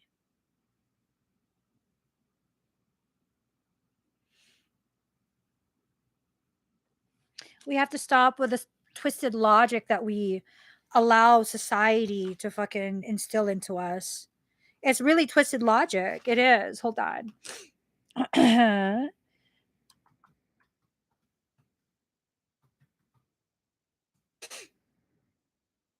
Okay. Yeah. Here. Excuse me. An act of slaughtering an animal or person or surrendering a possession as an offering to God or to a divine or supernatural figure. An animal, person, or object offered in a sacrifice. An act of giving up something valued for the sake of something else regarded as more important or worthy. Hmm.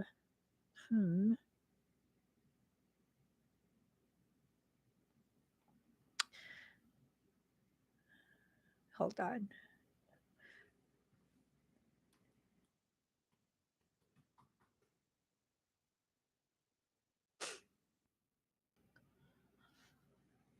The term sacrifice derives from the Latin sacrificium, which is a combination of the words sacer, meaning something set apart for the secular or profane for the use of supernatural powers, and facere, meaning to make. The term has acquired a popular and frequently secular use to describe some sort of renunciation. From Old French, consecrate, anoint, dedicate.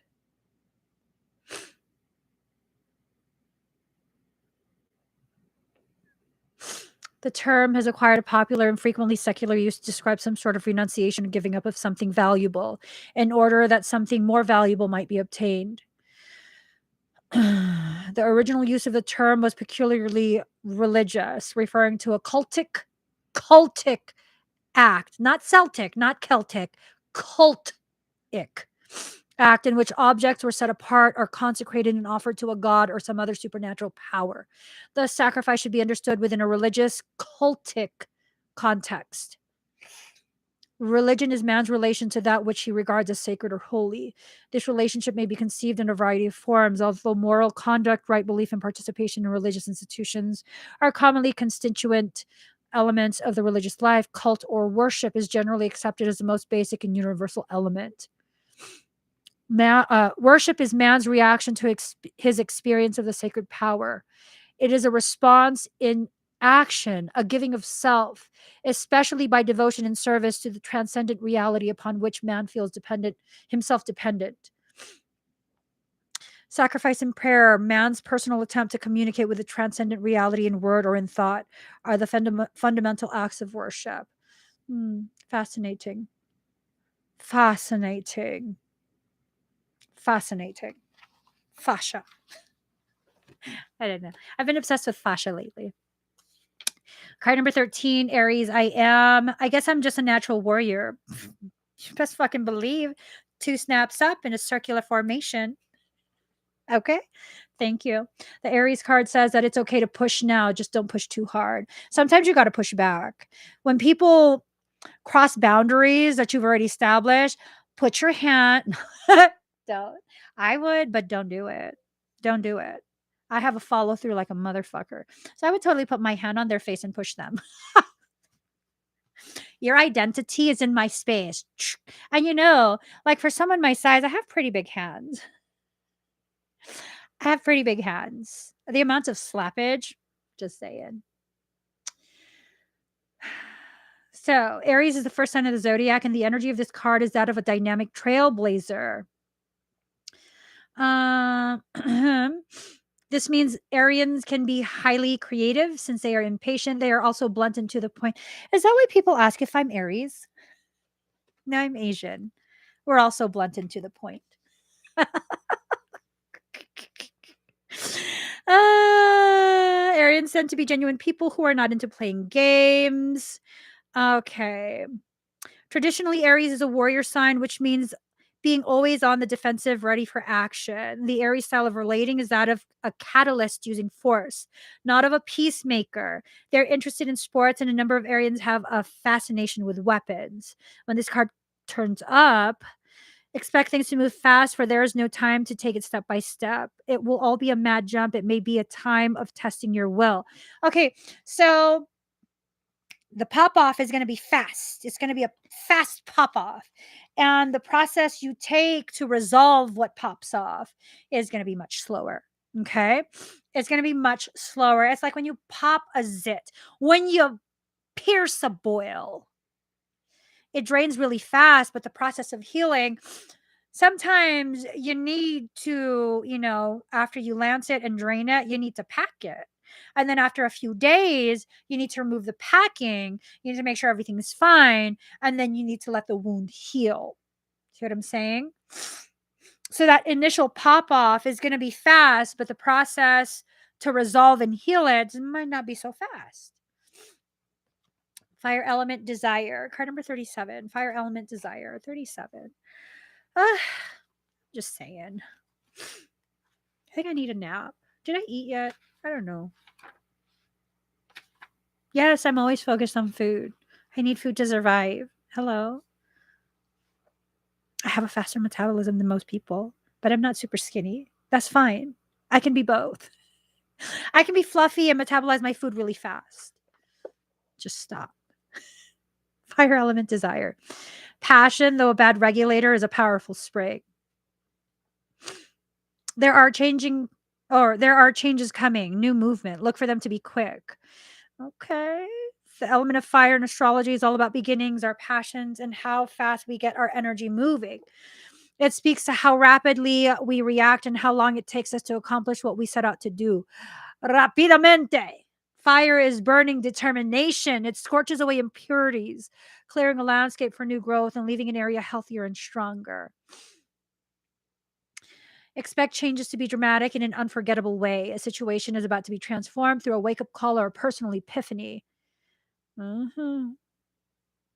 This card denotes honesty and suggests you act assertively. You're about to get up front with someone or vice versa, or at least you should. And this card says to push it real good. In any event, you will soon understand where you stand as all your cards will be put on the table. Then you can expect less mystery. Balls to the wall, guys. Balls to the wall. Okay. I think that's what we need to do at this point. I think that's what we need to do. Okay.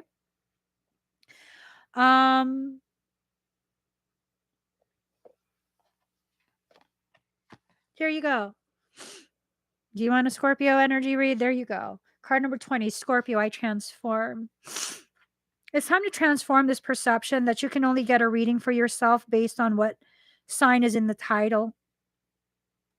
Here we go. All right. Put your ear down close to your soul and listen hard. Acknowledging desire and surrendering yourself to the depths will serve you best at this time. Let's see. Scorpios have a bad reputation for ruthless behavior, which is not deserved. Like the other water signs, Scorpio is emotional, but not in the sympathetic way of Cancer or Pisces. When Scorpios enter a room, they don't have to say a word for the crowd to know. I can feel their dramatic ass energy. Not me talking shit. Yes, me talking shit.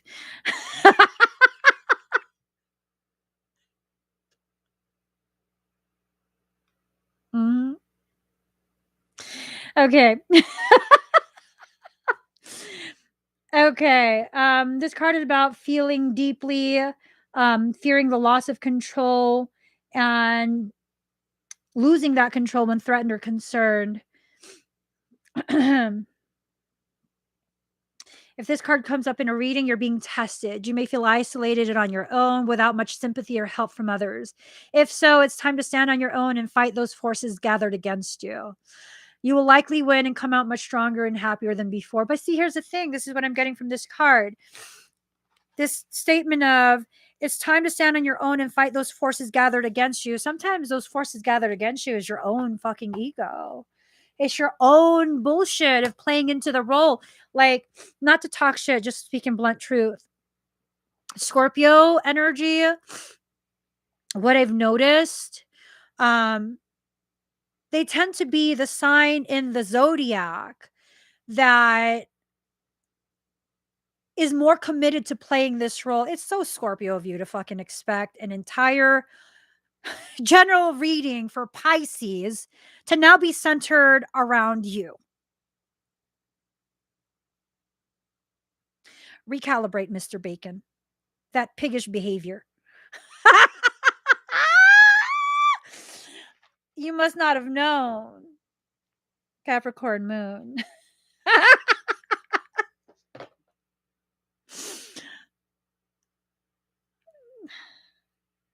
Let me just get a final card. That's just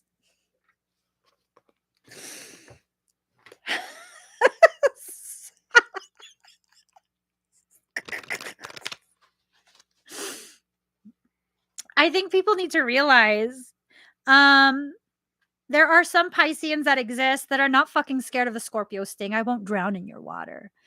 I can go just as deep as you, and my avoidance game is better than yours. Even if you sting me, I won't fucking care. I won't fucking care. This reading is for Pisceans and empaths. And that's that. That's that. That's that.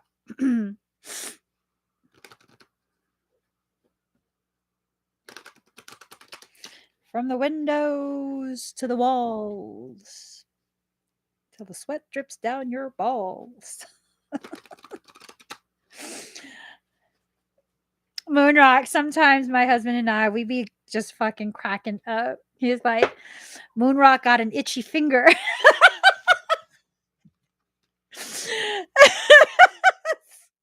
You be on point. I just, no, you're out. You're out. You don't get what this is about. You're out. I love it. He loves it too. All right. That shit cracks me up. Who does that though? Let's talk about that real quick. Who comes onto a live reading for another sign, asks about their sign, and then really genuinely thinks they can get a personal reading during that live stream?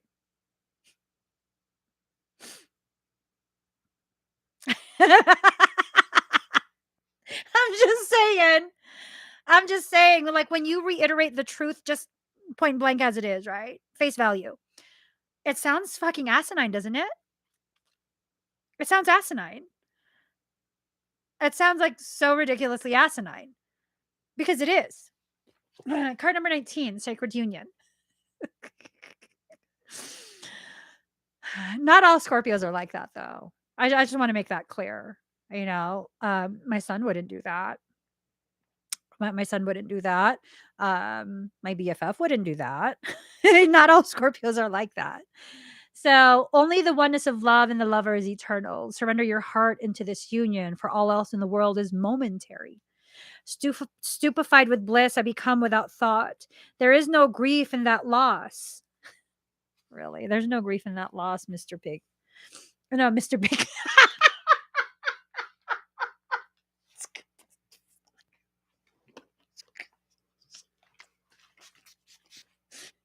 I gotta spray myself.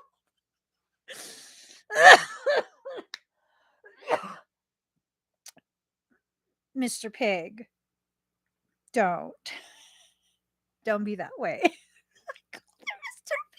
Pig. I mean, you wanted it to be about you. Now it is, just not in the way you wanted. Not all Pisces can be controlled as a thing. Anyways, There's no grief in that loss. I gladly surrender my intelligence in favor of this mindlessness. It is ecstasy, rapture. The sweetness of the union so sacred overwhelms my senses. The lover and the beloved are my world. Nothing else exists except this love, this unity of divine masculine and feminine, and the fresh new universe that shall be born from their sacred conjoining. It happens even now between my body and my spirit, and in yours and in his over there, and that woman passing by. All creation in sacred rapturous embrace, so shocking and wild this frenzy of loving delight without limits. Let us be swept away, my beloved, by the passionate loving that renders duality into one and tips the mind into empty ecstasy. You lucky, lucky angel, you're about to be blessed with sacred union.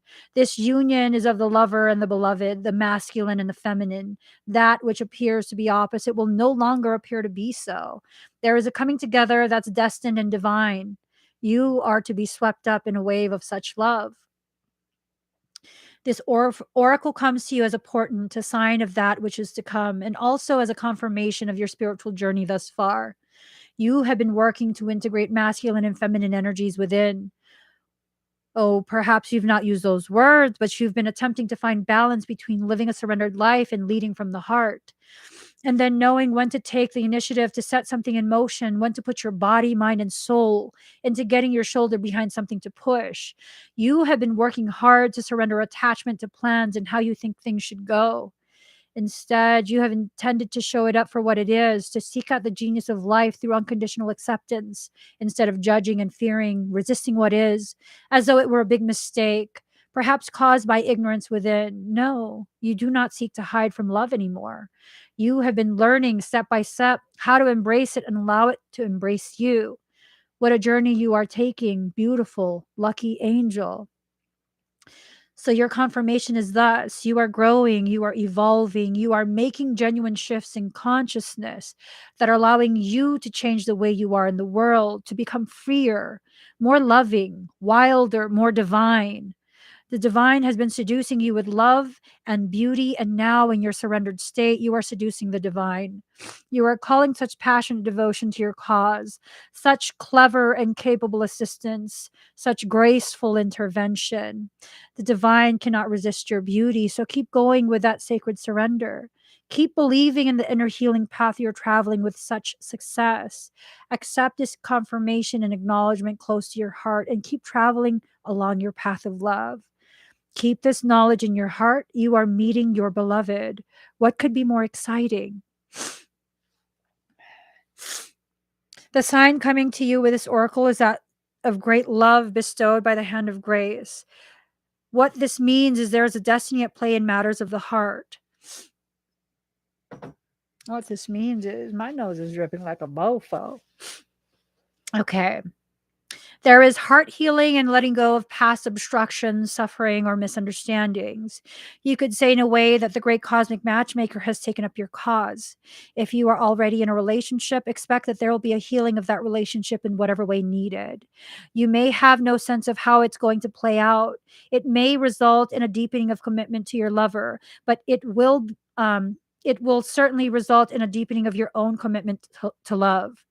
If you are open to attracting a new and significant relationship into your life, perhaps a life partner, soul friend, or other supporter of your life journey, then the divine is hearing your call and is answering. Let go of your grip. Do not hold on to a particular person, to a particular fear or fantasy. Instead, open your arms as if expecting your lover to to run straight into them. For what could be more perfect than divinely sanctioned relationship entering into your life? It will move you. It is likely through romance, but it could be through soul satisfying partnership. The soul for whom you've been waiting so your life path and heart inspired work can continue to develop. It could be through the presence of a child or even a coming together of your own inner masculine and feminine, so that you finally have a clear sense of your purpose in life and the means through which you take action on it, even if that action is to surrender yet again. I think what this means is I need to have another child. I think that's what this means. Maybe if I have another child, that will be my twin flame. Twin ray. That would be nice. No. Yes. No.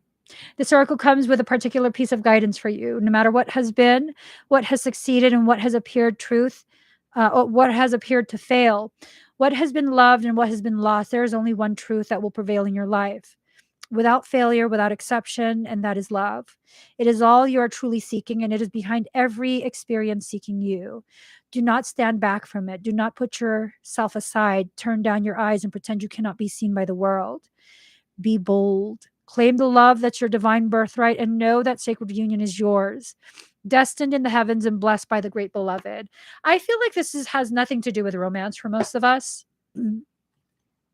I feel like that divine union is between you and the tribe that came here to support you. You are the protagonist of your own story.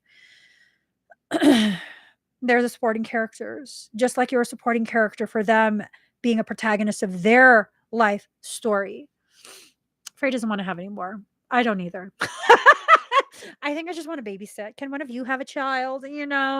Let me be the godmother and let me babysit. I'm going to go visit my niece. Change a couple diapers, feed her some food, let her make a mess, have me clean it up so I can remember no more babies. I'm just saying, we're done with that phase of our journey. I can totally do the babysitting thing. I'm not opposed to that. As long as I can give you back to your rightful parent when I'm done. Okay, let me buy you gifts. Let me just spoil the shit out of you. Let me teach you bad shit. Let me teach you to talk back, and then I'll go home. Let your parents deal with it. My oldest niece, when she was a toddler, it was so bad. I didn't have kids yet. So I taught her if she didn't want to do something and someone was telling her to do something, to just tell them, yo, mama.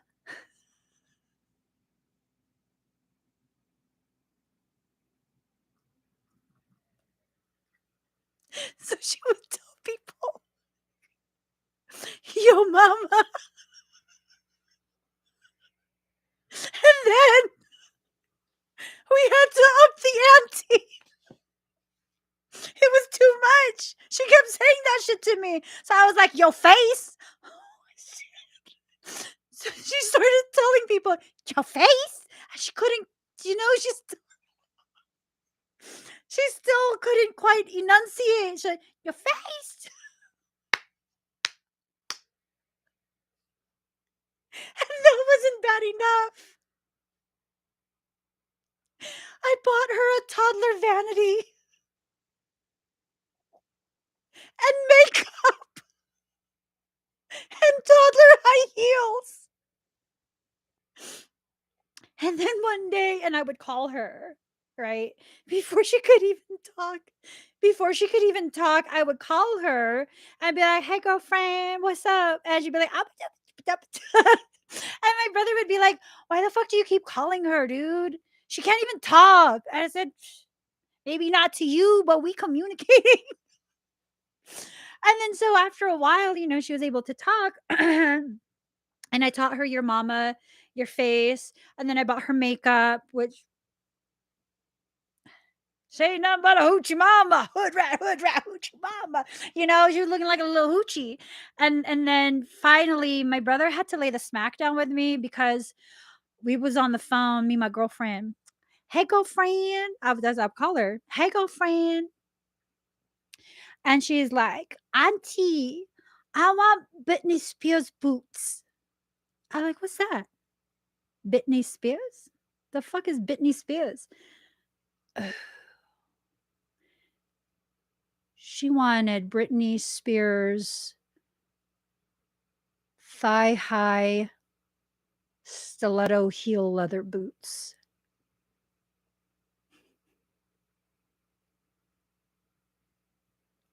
And that's when my brother was like, give me the phone. I don't even know where to buy that. I'm not going to buy that. He's like, you better not buy her that. I don't even know where you would buy that. But I'll look. He's like, no, that's it. That's it. Because not long before that, I was at Gap, and I saw this terry cloth bikini, and it was, like, in the, like, coolest shade of, you know it was so cute, and it was terry cloth, and so, for days, she would walk around the house in a bikini and her Cinderella heels with purple shit smeared all over her eyes. I'm like, "Girlfriend, go girlfriend." He was so mad. He was so mad. He's like, "Why the fuck you keep dressing my daughter like a hoochie?" She's popping. She looked good. She looked good. If he finally had a fit when he heard her asking me for some thigh-high boots. "Girlfriend, you got me in trouble." And then and then after that, not long after that, he had said something to her like, "Oh, baby, can you go do this?" or something, like, get him something. He was speaking to my niece, and she rolled her neck, and she said, "Yo face!" She got put in timeout. And I was like, "Oh my god. No, you can't put her in timeout." And then they're like, "Don't talk to her in timeout." Oh my god. And I was like, "I'm sorry." She's in timeout crying. And I'm on the other side of the room crying. What should happen to us? And they were both like, "Both of you are out of hand." No, we're not. We're just joking. We were joking. We're little. We're just little. We're little. After that, I wasn't allowed to call her girlfriend no more. And I wasn't allowed to like roll my neck around her. Yo face. Like, oh shit. She got in big trouble. I didn't know. I ain't got no kids. What? I am a menace with other people's kids. Yeah. No, I'm totally a menace. My cousin's children, she let me babysit, right? And, like, I was teaching her kids, like, high fructose corn syrup is poison. It's liquid poison. It's liquid death. So you gotta ask your mom if that you gotta ask your mom if that's high fructose corn syrup because that's liquid death. You'll die. You'll die. You come live with auntie. I won't feed you that shit. And then she hated it because, like, and fucking the shit she would say to me, I had this, like, native carrier. It's called a Moby wrap. It's just one long piece of fabric, and it's kind of like how certain native peoples would carry their children, their newborns and toddlers. She don't believe in any of that shit. She's like, "Modern woman." Bjorn, you need a Bjorn. Like, no, bitch, that fucking misaligns the hips. It creates hip injuries for babies. And when I would babysit, obviously she's not home, right? So what I would do, she had a toddler and a newborn. That fabric can carry a lot of weight. So I would have the newborn in the front, cocooned on my chest, curled up like this on my chest, breathing in my essence. And then I would have her toddler wrapped into the hip portion. And then I had have my toddler, I'm holding him. And then I'd be vacuuming with all three kids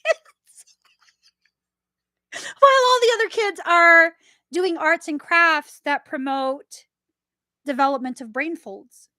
Just saying. And then I would cook everything from scratch. And so her husband was like, "Yes, cousin's here. She's cooking." And she didn't like that shit. Because then when it's time for me to leave, like, her kids are crying for me. They're crying for me, and I'm like, "I'll just leave my Moby wrap because I have another one." She goes, "I don't want that hippie Berkeley shit in my house." And she'd be like, "This is not National Geographic," because I would have her newborn here, her toddler here, and then I'd be breastfeeding my toddler, vacuuming while I'm cooking, because I'm telling you guys, I'm telling you guys, I was fucking made for domestic bliss. There's nothing more satisfying than being a housewife and mother. I fucking swear to God. It was amazing.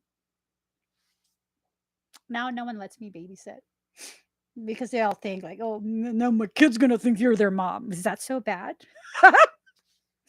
I'd leave them with you. I let you borrow my new children. Is that so bad? Yeah, no, people be getting butthurt because then after I babysit, their children cry for me for a couple days. What? They like it. They like breathing in my chest sweat, listening to my heart beating. They like hearing me sing children's songs all day. Okay. They love the wiggles. They love all of that. And that's my calling in life. If you guys need children babysat, you just let me know. We can put that into the schedule. I can babysit your kids as long as you know there's a very high likelihood they will irritate you for weeks on end asking for me. And whenever you call me, because now they won't stop crying until they hear from me, I'm going to encourage it. Yeah, baby, I miss you too. Oh my God. When is your mom gonna bring you here? We have arts and crafts. What do you want to make? You want to make things? Do you I fucking love it. And that, ladies and gentlemen, is why I'm not allowed to babysit other people's children. Because then my husband's like, "Listen, dude, you see our kids? They're about to cry." They're about to cry because they think you're now someone else's mom. I could be everybody's mom. There's enough of me to go around. I can legit be everyone's mom. For real. I'm capable. I'm capable of being an eternal mother. That's like my calling. Yeah, baby. I can make any baby stop crying. I can. And I love, love, love when they're less than a year old, but they're old enough to kind of be, more of an autonomous person, not just like a sack of flour. And then you could tell that they're having these thoughts where they're analyzing their environment, and you hand me the baby. And immediately they put forehead to forehead. And then they just look at my chest like they're watching my heart beating. And then they take a deep breath in, and then they lay their head on my chest. I fucking love it. That's how babies between I'd say about 4 to 5 months to about 12 months, that's how they respond to me. Love it. Okay, I gotta go. I'm gonna be live later on today. I think I'm gonna have to change the time to an earlier time. I'm gonna be live later today to do expedites. I'm gonna close the link pretty early, okay, guys? So if you would like to get a personal reading, if you would like to get energy work, now's the time to do it. The link is already up on the live stream. It's just waiting for me to start the live stream. It's a tea party live stream. So if you go to that on my channel, you can go ahead and go to the pinned comment, and you'll be able to get your expedite there. So I'll see you guys later today. Please give this video a thumbs up. If you haven't already subscribed, please do subscribe. Turn on that notification bell. Join me when I'm live. I'll see you guys again very, very soon. Bye, everyone.